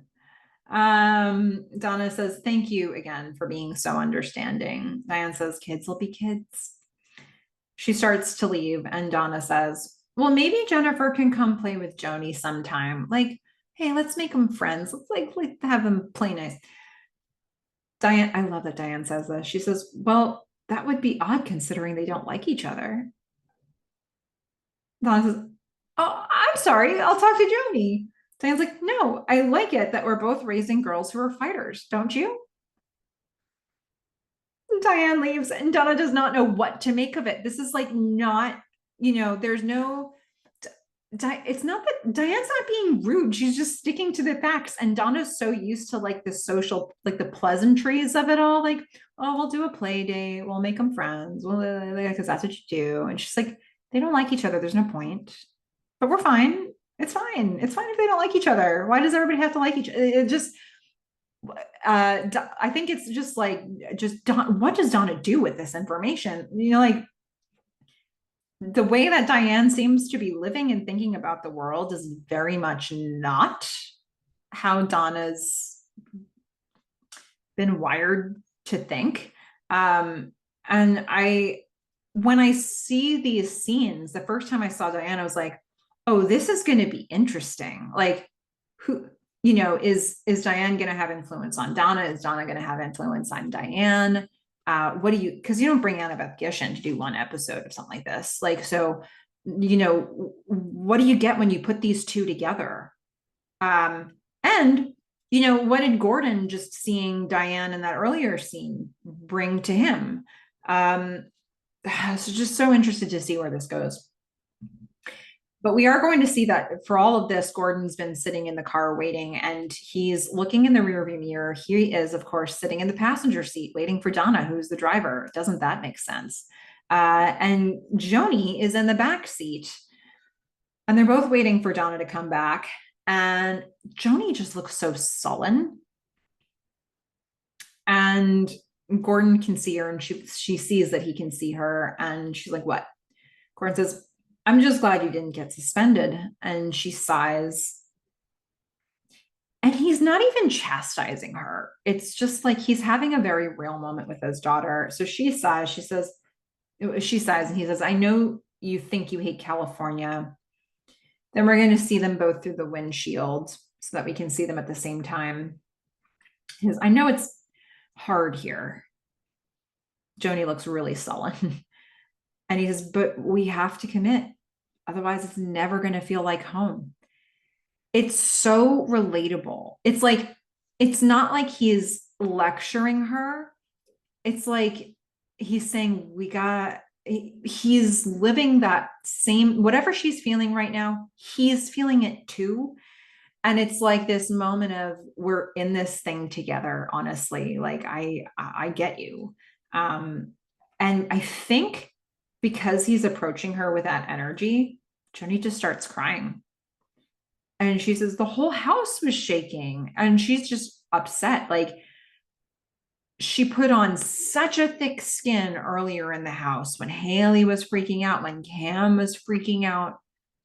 But now that somebody's approaching her with real tenderness and like relates to her, she's able to like for a second let it go and be the little girl that she is. She does need somebody to tell her that this is like it's going to be okay.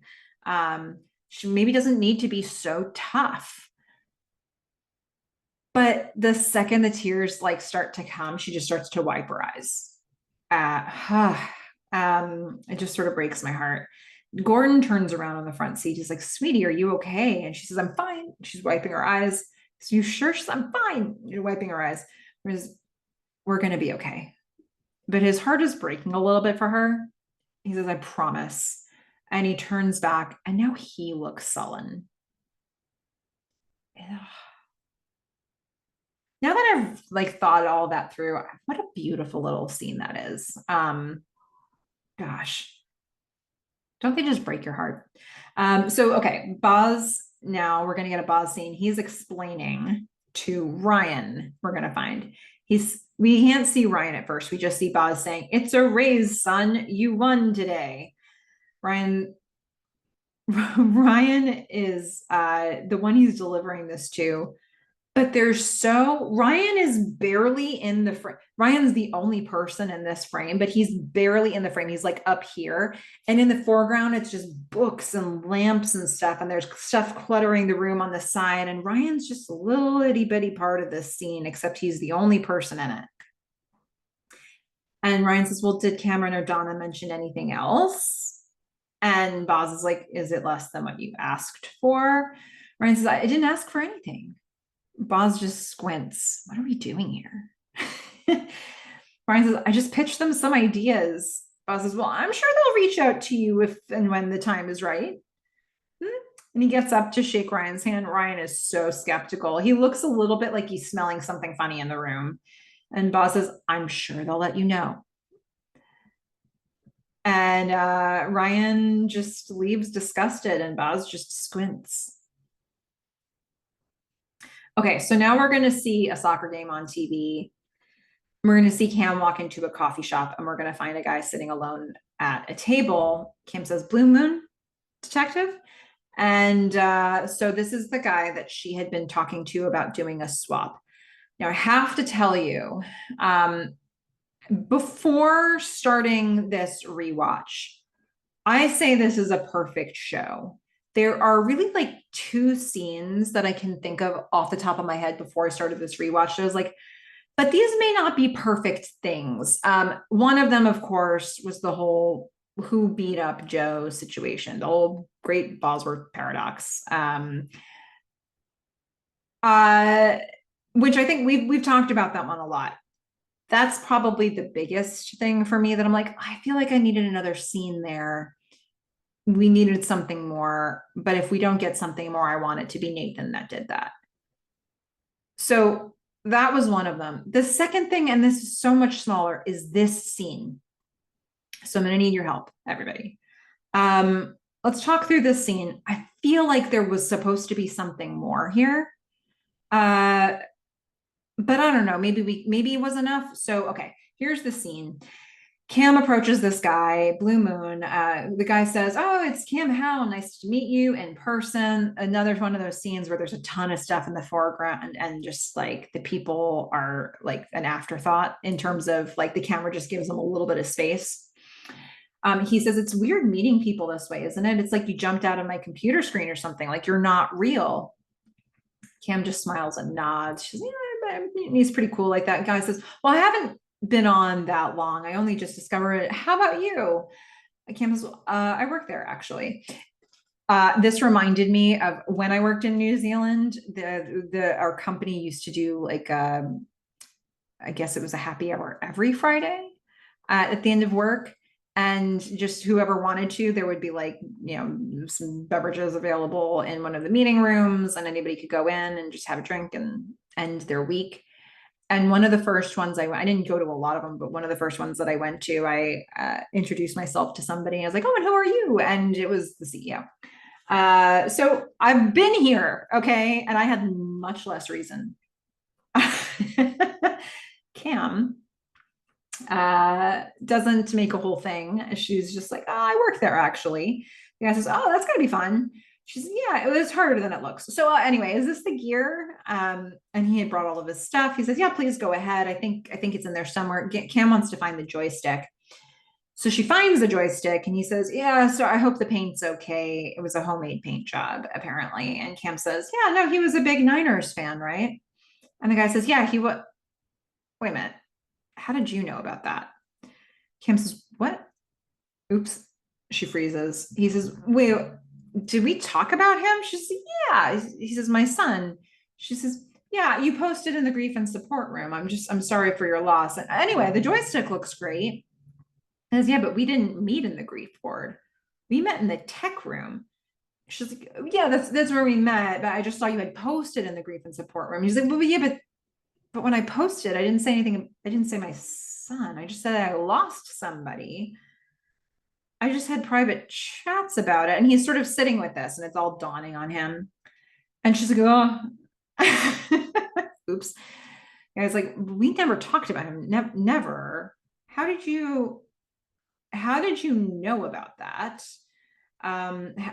Kim's like, I should go. She gets up, she leaves without all the gear, and the guy's shouting behind her, how did you know about my son?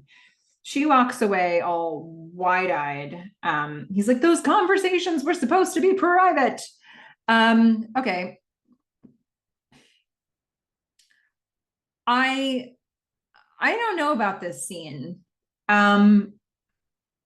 Here's why.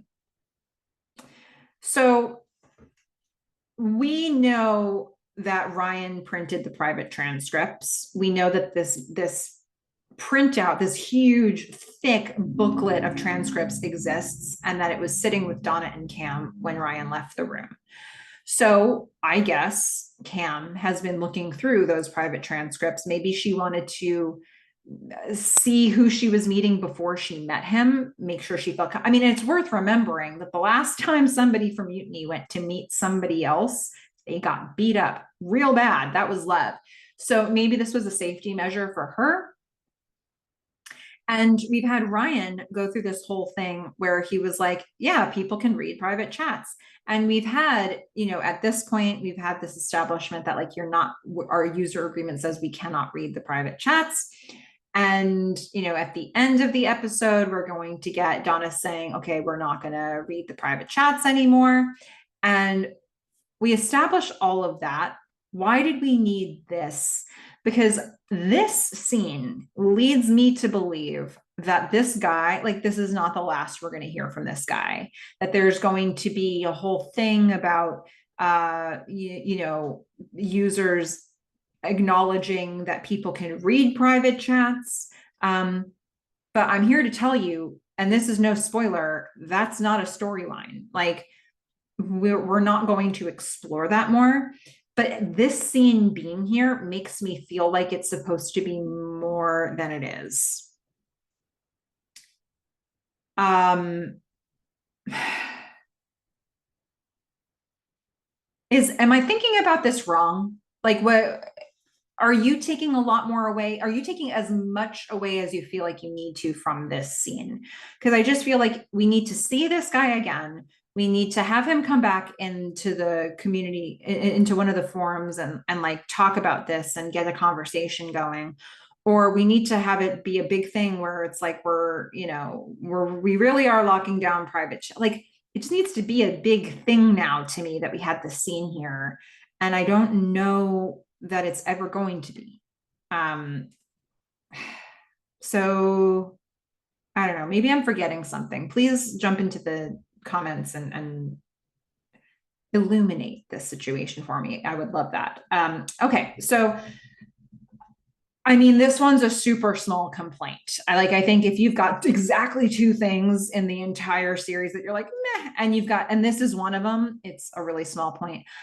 It's not that it's makes no sense, it's not like I see like continuity errors or something with it. I just don't know if we needed it.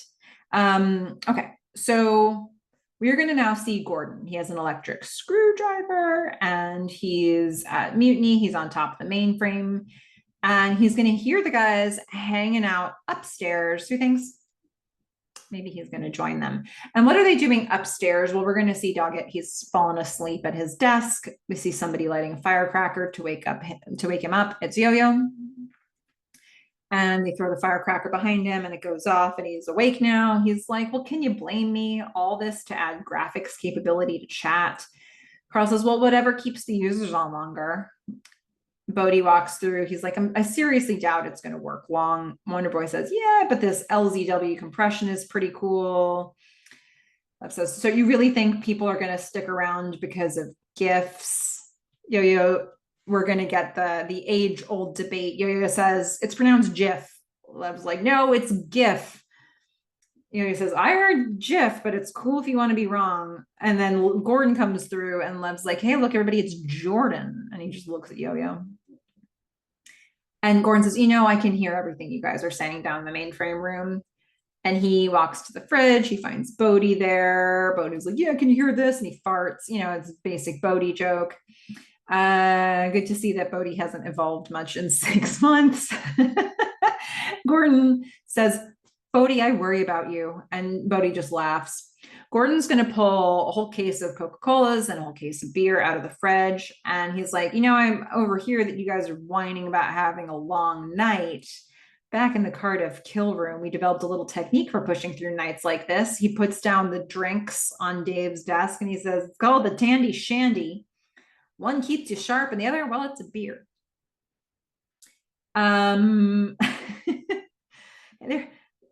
Okay, so that I don't know. Later in the Cardiff years, cocaine was the thing that they were using. But Tandy Shandies did for the first run. So they all laugh. Carl's like, okay, well, we have our own technique. And he's going to hold up a homemade bong made out of one of those honey containers, the little plastic bear containers. He turned that into a bong. He's like, hey, want to check it out? Gordon is interested to check that out. So we're going to go from there to a dinner at a restaurant. Boz is hanging out with a bunch of older gentlemen. He found some sort of a community of people there. And he's in the middle of telling, he's at the end of telling an off-color story. He's straining with something and he's sort of battling back and forth with something. And then he says his punchline, and that, gentleman, is how you jerk off a dinosaur. Boz. And they all are laughing uproariously, funniest thing they've ever heard. And Boz says, all right, now look, I'm going to make a phone call, but when I come back, I want to hear about that Amiga. All right. And Boz is going to go over to a payphone in the back of the restaurant. And he's going to leave a message. So the outgoing message that we hear, so we know who Boz is leaving a message for, is James, his son. Bosworth, leave a message. And Boz leaves his. He says, hey there, son, it's Dad. I suppose you're getting used to calling yourself that right about now, huh? He chuckles a little bit. He checks his watch, realizes it's pretty late. He says, oh, I bet it's getting late in Rockwell. Dang it. I hope I didn't wake up my little sweet pea. I'm sorry I keep missing you. I just want to hear every little detail about that kid. It would occur to me that I don't even know the little fella's name. Did you guys ever decide on a, and then we're going to hear the phone beep because that's as much of a message as he was able to leave. I mean, it's worth remembering that Boz kind of, I don't know, his son is grown, but he abandoned or made a choice to leave his son to come to California with Cam, no less. So I don't know, there's that, right? He, his son was benefiting from Boz being there. He was getting to be in rooms that he never had the privilege to be in anymore. Before, he was getting a chance to talk with higher ups at his own company because his dad was somebody they wanted to talk to. And so Boz making a choice to leave perhaps isn't going to help his son climb the ladder as fast as he thought he might be able to with his dad there. But Boz is still checking in. So, all right, we're going to go back to Gordon, who's taking a hit off of the honey container bong while everybody watches. He's going to cough. And then he's in the middle of telling the Joe ghost story. I love that there's like ghost stories happening here. He went from sort of the stories of conspiracy theories about what the "Are you safe" thing is, and now it's the ghost story about Joe himself. Joe is such a legend. He's lore, and even half the people in this room know who Joe is. And they've had experiences with him, but there are people who don't, and so they're just hearing the tales of Joe McMillan. So Gordon relates to them. He says, so I go over to Joe's house, and I'm expecting to see this guy swinging from the rafters, and he's clutching his neck. And he's like, but surprise, he's alive. And the camera's sort of pointing up at Gordon. I mean, he opens the door. He looks like hell, but he's alive. And I go in, and the whole place is cleaned out. Now we're going to see the camera angle switch from behind Gordon to everybody else. We're going to see a similar camera angle for Joe himself later. Gordon says, and I can see it. His whole life is gone, destroyed. It's exactly what I had thought, which is exactly why I stayed up all night reversing the Sonaris code. Honestly, I really wanted to help him, so I gave him the disc out of the goodness of my heart, and we hugged. Yo-Yo's like, Joe McMillan knows how to hug? They're all captivated by this story. Gordon says, the next thing you know, I wake up and I'm reading about $10 million in financing, all based on my software. Bodhi's like, that's insane. Gordon says, yeah. Carl says, of course a guy like that would steal your idea. I mean, he's too stupid to come up with one of his own. Gordon says, no, don't you do that. Don't you underestimate him. That's when he's most dangerous. No, Joe, he's brilliant. And when you're in that guy's thrall, it feels like a drug.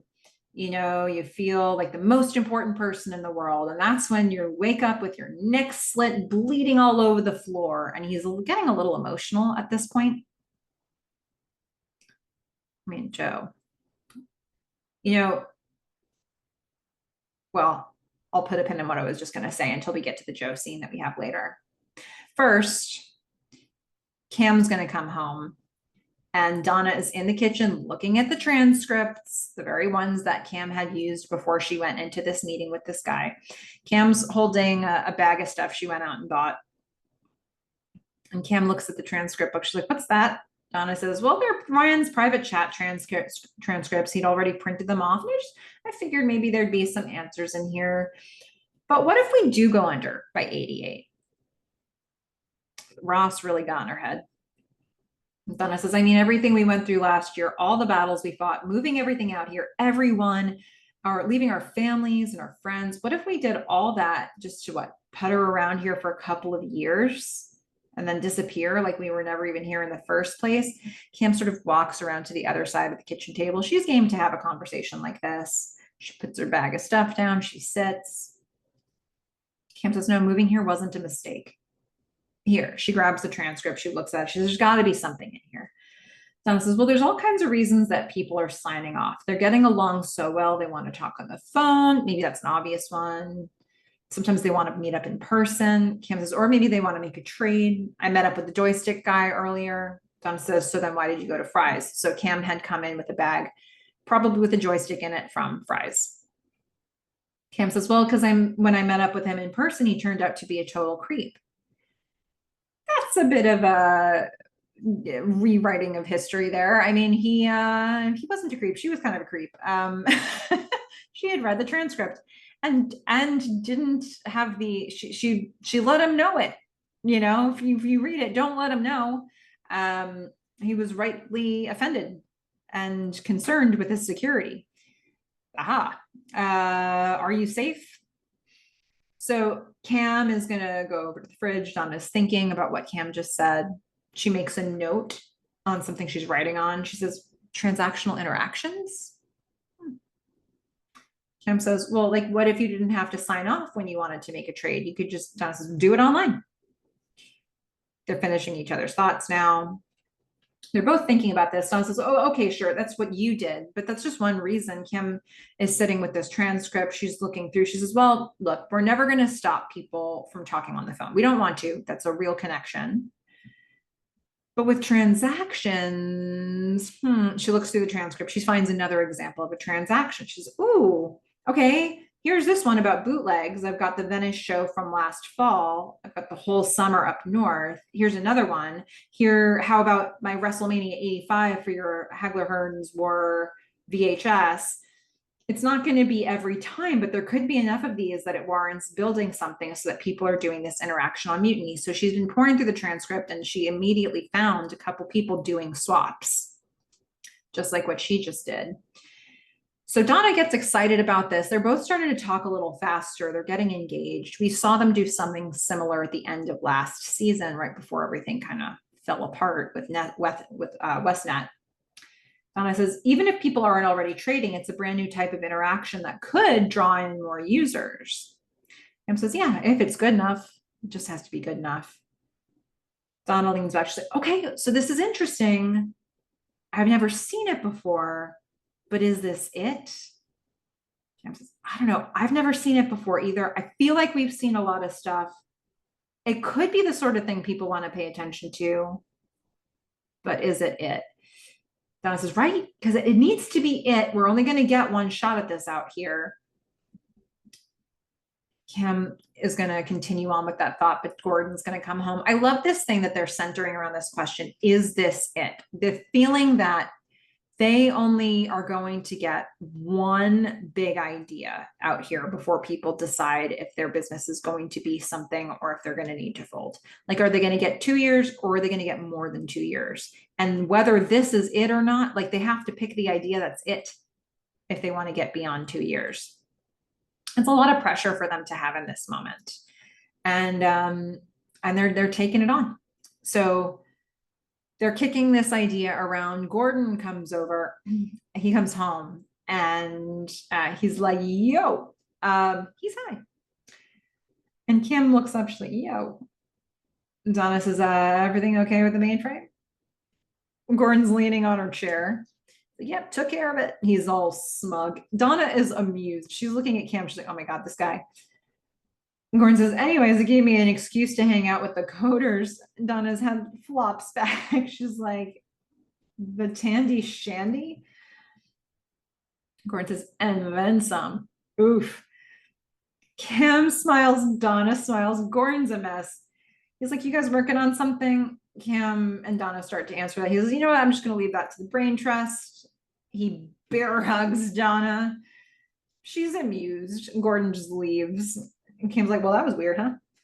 That's strange. So Donna's going to circle something in her notes. She says, what do you think? Cam says, I think let's do it. And Donna says, I think so too. They stand, they nod. Okay, this is the idea. They're going to hang their hats on this one. Donna says, but if this is going to work, we're going to have to trust each other. Reading private chats is a violation of our user agreement. Can we close the back door of that code? Meanwhile, it was Donna that was reading the private chat. You would think that it was Cam who had been, I mean, Cam probably did read it based on the conversation she had earlier. But I don't know, Donna's like chastising herself in this moment. Cam agrees. She's like, sure, no problem. Don't have to tell me twice. Don't want to read that chat again. She throws the transcript in the garbage. Is that the end of this? Okay.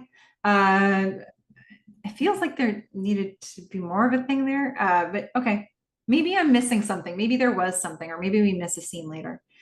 Okay, so we're going to see Gordon sleeping in his bed in his work clothes. He just passed out on the bed. And Donna opens the bedroom door and she's just smiling at him. He's still a little awake. And she's like, you're high. He's like, so are you. She's not. She puts down her beer on the night table. She climbs over him. He's like, oh, hey, hey, hey. She pulls down her updos, getting all sexy. She's like, you smell like Berkeley, Gordon. He says, well, I could take a shower. She says, no, when was the last time our bedroom smelled like weed? Gordon says, that's the great thing about California. Let's see. It's a great thing about California. Our bedroom can smell like weed whenever we want. And then he turns out the light and they kiss. And they're going to stop for a second when they hear the dial-up modem. And then they continue. And now we've been seeing the billboards. We've been hearing the ghost stories, but it's time to actually see Joe McMillan. We're going to see the marquee outside the Castro. It says, are you safe? and people are inside the theater. They're starting to take their seats. We see Joe's figure coming through the projection of the light. He's coming down the aisle and he's kind of saying hello to some people. And he walks to the stage. He gets up onto the stage. The stage, there's a screen behind the stage that says, "Are you safe?" There is no like podium and mic. There is one, it looks like a narrow podium. There's something on a stand and it's covered in a red cloth. And a guy comes out to give Joe a mic. He says, "Nah, don't need that." We're going to see a camera clicking. some press have come in to capture this. Joe smiles at the audience. Everybody quiets down. And then he gives his speech. Lee Pace, I mean, what a fabulous stage presence he has. I mean, we see that he has a screen presence. His presence on stage is just amazing. I imagine that he was actually in a room delivering a speech to people. So he would have been public speaking here. I believe he's done a bunch of theater as well. I mean, he looks so natural. It's such a good environment for him. Anyway, Joe, we're going to see the camera behind him looking up to the audience like we saw with Gordon earlier. He says, "Fear. It's a natural reaction to moving closer to the truth. Ever since I started Macmillan Utility, I've been accused of selling fear. But let me ask you, is it fear or is it truth? How sure is our footing? Yesterday morning, many of us were reminded of that question when we literally felt the ground move beneath us. We live in a world that's constantly shifting." Now we're going to continue to hear him talking, but we're going to start to see other scenes from our other characters. We're going to see a door open. We're going to see Boz walking into his office. He's still talking now. Joe's saying, "Sometimes bringing us together and sometimes pulling us apart." We're going to hear the voicemail that James returned for his dad. He says, "Hey, Pop, don't worry about calling late. We already gave up on sleep. Anyway, I thought I'd just like you to know we were going with Samuel John." Boz looks at the answering machine like, "Oh, his middle name is my first name. The little sweet pea." So, Joe had just said, world is constantly shifting, sometimes bringing us together, sometimes pulling us apart. So, it sort of pulled Boz and his son and his family apart. I'm really struck by the fact that Boz is going, back where it feels like everybody else went back home. Does Boz live anywhere? Is he living in this office right now? Like, is this Cardiff Electric Part 2 where where was he living when he was at Mutiny? Where does this man live? So I wonder about that for him. So we're also going to see Cam at home typing. Joe's speech continues. He says, "Who are our friends? Who are our enemies?" We're going to see what Cam's typing. She's looking up, she's using the sysadmin to find Tom Rendon, who is currently online with Mutiny. He's an active user right now. And she just sees that on the screen. She's not talking with him. She just sees that he's there and feels a connection. We're going to see Donna sit up in bed. She's going to stand up and walk and look out the window. And she looks back at a sleeping Gordon. She looks out the window again. Who are our friends? Who are our enemies? Joe has said. Joe says, "What's going to happen to us? Are we safe? What I created has grown. Now, some of you even called Macmillan Utility the gold standard in corporate antivirus protection." And he laughs here. He says, "But in the meantime, I've been asking myself, what should the price of security really be? How much should we pay to feel safe?" Dramatic pause. He puts his hand on that little, I don't know. It looks like a little podium sort of a thing, but it's not. Display case. He says, "Wait, here's another one from that same ancient tradition. The whole secret of existence is to have no fear at all. Never fear what will become of you. Depend on no one. Only in the moment that you reject all help are you really free." He lifts the cover and we're going to see it's actually a glass case on a stand. Looks like it's an empty glass box. He says, only by moving past fear can we ever arrive at the truth. And the truth is freedom from fear. And the truth is freedom from fear is a right, not a commodity. I know what you're thinking. I charge my corporate clients millions. Well, they can afford it. But tomorrow, I'm releasing our user version, Citadel, the version I created for all of you. Mainframe quality security for your personal computer. Everybody's clapping. And he's like, but wait, there's more. I'm charging you nothing. And everybody starts cheering. He says, for you, it will be absolutely free. The crowd starts to stand. There's a standing ovation for Joe. A camera clicks in the distance. Ryan has been sitting in this audience. He sits without clapping. He's just watching it all. Ross Weaver, in like the most ineffective press move I've ever seen, calls from his seat, Mr. McMillan, I've got a question from InfoWorld. No way is Joe going to be able to address that from over all this noise. Ryan stands and the camera sort of pulls back to a nosebleed seat. And Joe's just standing on stage being admired with the "Are you safe?" behind him. Something I love about this is that McMillan Utility is all about, it's his marketing tactic to sell this antivirus software. But when you get Joe McMillan standing on a stage and the words "Are you safe?" behind him, I'm thinking, are you safe with Joe McMillan? And if you're some of our main characters, the answer to that might be no. If you're Gordon right now, the answer to that is definitely no. Is this Joe McMillan who is reformed and he thought maybe he was making decisions from the right place in season 2? Was he really? I don't know. He had a good influence in Sarah, but that influence is like gone now. And so here he is, there's nothing to temper him. And are you safe with Joe McMillan?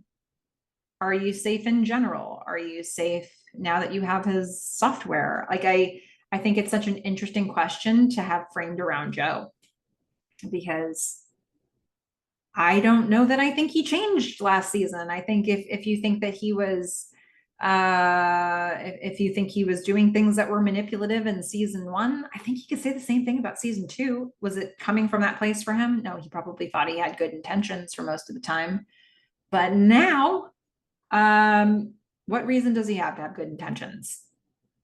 Really? So, I don't know. Are you safe with Joe McMillan? And I love that we've got Ryan in the crowd absorbing all of this. Are you safe with Joe? Yeah. So that, my friends, is this episode. I mean, we got some different music here. Now, we need to address this first song. They All Left. Donna herself credits Frank Sinatra for this, but from what I can see, this is a song originally composed by George Gershwin with lyrics by Ira Gershwin, written for the 1937 film Shall We Dance. Also, Frank Sinatra covered it. And I think the way that Boz sings it, because we don't hear the actual song, we hear Boz singing the song, I would say the way that he's singing it makes me think of Frank Sinatra. So there's that. We also have Shut Us Down by Camper Van Beethoven. I really enjoy that name, Camper Van Beethoven. From 1986. This is where the mutiny party is continuing, and Cam goes back to work in her office and or just goes back into the retreat of her quiet, dark office. We'll also get One Way Ticket by the Breakaways from 2009. This is what's playing when Yo-Yo is getting pranked about the fake earthquake. Then we'll get Alcohol by Gang Green from 1986. This is where we're setting off some firecrackers. And then a couple more things. So one of the Paul Hasslinger sort of score elements here, we're going to hear McMillan Utility when Joe is revealing that McMillan Utility will be free. at the end of his speech. And then in the end credits, we're going to hear The Son of Flynn, which is a remixed version by Moby. So this is Moby and Daft Punk. This is from 2011. Okay, so those are a whole bunch of songs that we heard. Favorite quotes? I've got a few. Two honorable mentions. I'll start with one from Cam, who says, 64,000 pixels of prime undeveloped real estate. It can be whatever we want it to be. Just like this idea of hope. What's the invention of this season going to be for us? It's like really putting it out there. I had to throw in a Diane quote, right? She says, I like it that we're both raising girls who are fighters, don't you? And what I really enjoy about that too is that, like, when Diane's saying that, that's not Diane fighting Donna. It's Diane saying, we don't need to fight. It's such an interesting statement to make. My favorite quote of the episode is from Joe, who says, fear, it's a natural reaction to moving closer to the truth. Interesting. Something I'm going to think about for sure. I think it's just so interesting that Joe is not in most of the episode, but his presence is felt not only throughout the episode and throughout the characters' lives, but throughout the entire city, 2 cities. I mean, he's everywhere and he's nowhere. And then finally he's in this one room on stage. So cool. All right, time for some feedback. There's several things that I wanted to bring here. First of all, Synthetic Gerbil, hello Synthetic Gerbil, shared some feedback from the Daisy von Schurler-Mayer interview that I thought was relevant to this episode. Synthetic Gerbil says, I'm glad to know that Daisy set the look for season 3 with her episode.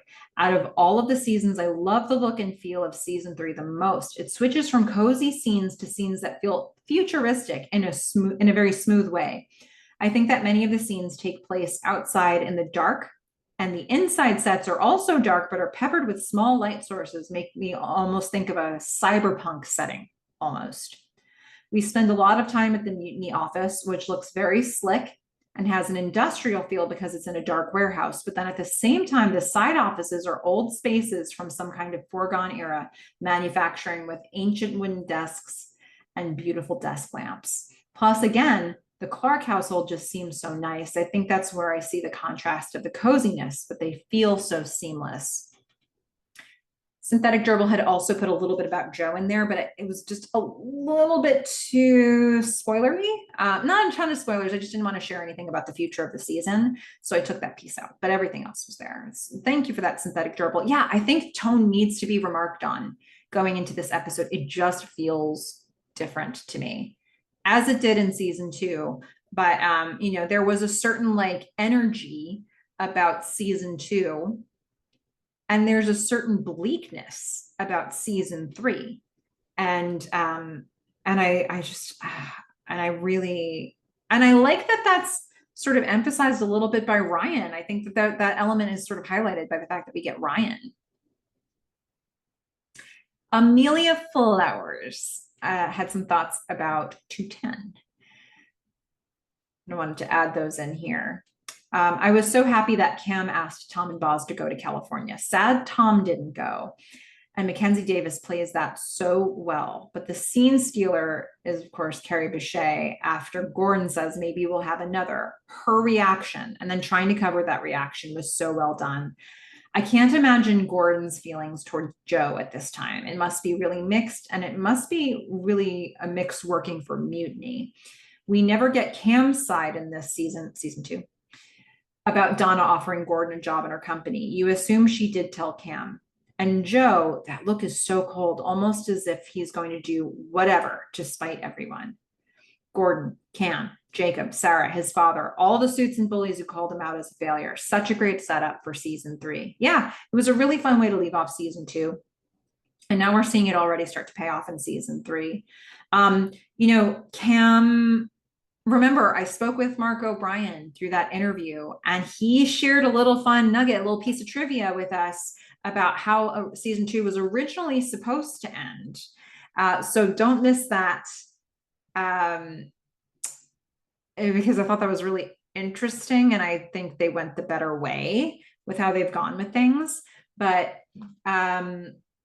yeah, I mean, I think Tom did not get on the plane, but here's Cam looking up Tom, trying to see if she can, even in a small way, be connected to him. And here we are, a season ago, Joe was seeking out a game of tank battle with Cam anonymously. Cam, though she has not contacted Tom, is looking up Tom. And so there's, the parallels continue for me. Yeah, I think this idea that when they got on the plane at the end of season 2, and Gordon was like, maybe we can have another when we're in California, in terms of having another child, and Donna thinking about the fact that she aborted a baby. They were going to have another. And her reaction to that, sort of the devastation of that. But then we get here to season 3, and I've got to say, like, it feels like the solution, was it a band-aid? I mean, Gordon has floated the idea of him not working at Mutiny anymore, and them not having that partnership, and was her way of solving their problems really a solution, or was it brushing it all under the rug? I don't see Gordon being happy here. Now, to Amelia's point about, did Donna float this idea by Cam of Gordon working with Mutiny? I have to say, like, I think by the end of season 2, yeah, like, Cam had lots of reasons to be frustrated with Gordon throughout season 2, including the fact that Sonaris almost wiped her entire company out and was not something she asked for or even knew about. But then she was able to weaponize that exact tool to get her company back from a bigger threat later, and to beat Joe, and to get him out of her life, and to get Jacob out of her life, and get Westnet out of their lives. So in a way, like, he created the thing that almost destroyed them, but it also saved them. And so I don't know, maybe that's enough of a repayment. I feel like it would be enough to make those amends at this point. And I see them. I don't think Gordon wants to be living with Cam for 6 months, but it seems like they're on decent terms at this point. And then Joe, yeah, who's to say where things are about to go with Joe? I think we only got just the tiniest bit of Joe at the end of this, and the lore is grand. So I think we obviously have a lot more to see with Joe, and I'm looking forward to that. Tandy came up in this episode, so I'm pulling in a comment from new commenter Jeff Estes from the pilot. Actually, Jeff has been going back through some episodes recently, and we talked about the Tandy Shandy a little bit, and in the pilot Tandy was mentioned. So Jeff said, comment about Tandy computers mentioned during the episode. These were computers sold by Radio Shack in the late 70s and early 80s. There's actually a TRS-80 Model 3 computer in the episode during the garage scene where they're reverse engineering the IBM BIOS. I personally had a TRS-80 Model 1 when I was a kid. It was the first computer I owned. I love that little piece of trivia, and it just goes to show you how quickly it sounds like Tandy came into the market and left almost as quickly. Late 70s to early 80s seems like a fairly short run, and there were some big competitors out there for them to have to compete against. And now, are you ready, folks? It's Evan the Stray. All right, Evan has a bunch of thoughts from this episode, starting with 1986, maybe my favorite all-around year for media. Great movies such as Top Gun, Aliens, Ferris Bueller's Day Off, Big Trouble in Little China, Crocodile Dundee, The Flight of the Navigator, Back to School, Red, Hoosiers. Great TV. For example, Airwolf, Knight Rider, Growing Pains. Boy, oh boy, did I ever want to be Mike Sieber in real life, the coolest. The A-Team, Alf. Oh, Alf. Great albums. For example, Slayer's Rain and Blood, often considered the best thrash metal album of all time. Metallica's Master of Puppets, Iron Maiden's Somewhere in Time. Nice. So just some of the greatest hits of 1986. It was a good year, apparently. Evan remarks, "Are you safe? Billboards everywhere, even in Chinese. Thanks, Google Translate." Yeah, I figured that would have something to do with that. Evan says, Cam and Joe parallelism for team motivation and excitement. Joe set the trash can on fire at Cardiff. Boz looked mighty wary in that season 1 scene. And Cam set the fax machine on fire with fireworks. Nice spot. I really like that. Yeah. Good observation. Like, we don't need this thing anymore. Just the pyrotechnics start. Evan says, would have thought Lev would have learned not to make fun of people who could be in earshot after reading Boz's letter to Cam aloud. Poor Gordon, just trying to be useful. Oh, yeah, it's true. Lev has a bit of a Lev has a bit of an edge to him. He's a little gossip, isn't he? When Lev has an opinion, Lev has an opinion. I'll tell you that much. I'm feeling like the earthquake is symbolizing instability in the Clark household. With Cam wearing out her welcome in Gordon's opinion, I'm feeling a bit dime store with this one. Yeah. Yeah. I mean, I don't know. I think that is a good symbol of it. I think I definitely don't feel like things are all as well in the household. I think the earthquakes did a wonderful job of symbolizing all of the dynamics in the household. It did it so quickly. And it showed us, and I like that the show did that for us. Struggling to reconcile this, would Cam hunt and peck on the keyboard versus actually typing? Everything about her would make me think she wants to be fast. Hunt and peck is what old corporate dudes do. I used the Commodore 64 to teach me to type around age 9. I'm thinking the program was either paperclip or typing tutor itself. I'm glad you brought this up. And I had a conversation at the ATX TV festival with somebody who told me that they had, I don't know where to cite this or where this person found this, but that they had heard Mackenzie Davis at one point say that she believed Cam would reject the home row. And I like the idea of that. Like, home row is the conventional thing. I'm not going to do that. So I think I can appreciate her wanting to be fast, but I also appreciate her wanting to be unique. And like, this is just a quirk of her personality. Ryan's intelligence is maybe feeling threatening to Cam. His idea is quickly dismissed and he's put away wet. He seems too determined and naturally curious to abandon his cause, and it definitely appears to be a worthy cause, privacy and security. I mean, look, I agree. I think that he's raising some really good points, but I also think he knows absolutely nothing about running a business. And all of the things that he is raising weren't anywhere on their to-do list of a very long to-do list, right? I think they need an idea that's going to be really marketable, that's going to keep users around longer, and that's going to be something they can pitch to get more than 2 years for their business. And what Ryan's presenting to them would strengthen their business model isn't marketable. The opposite is a bad PR situation, but it's not like you can go to people and say, guess what? We're not going to read private chats. And that's why you should, like, people are already assuming that. So I think Ryan does not understand what it's like to be in Cam and Donna's position. So he has absolutely no idea how to pitch what he's saying in a way that would be effective for them.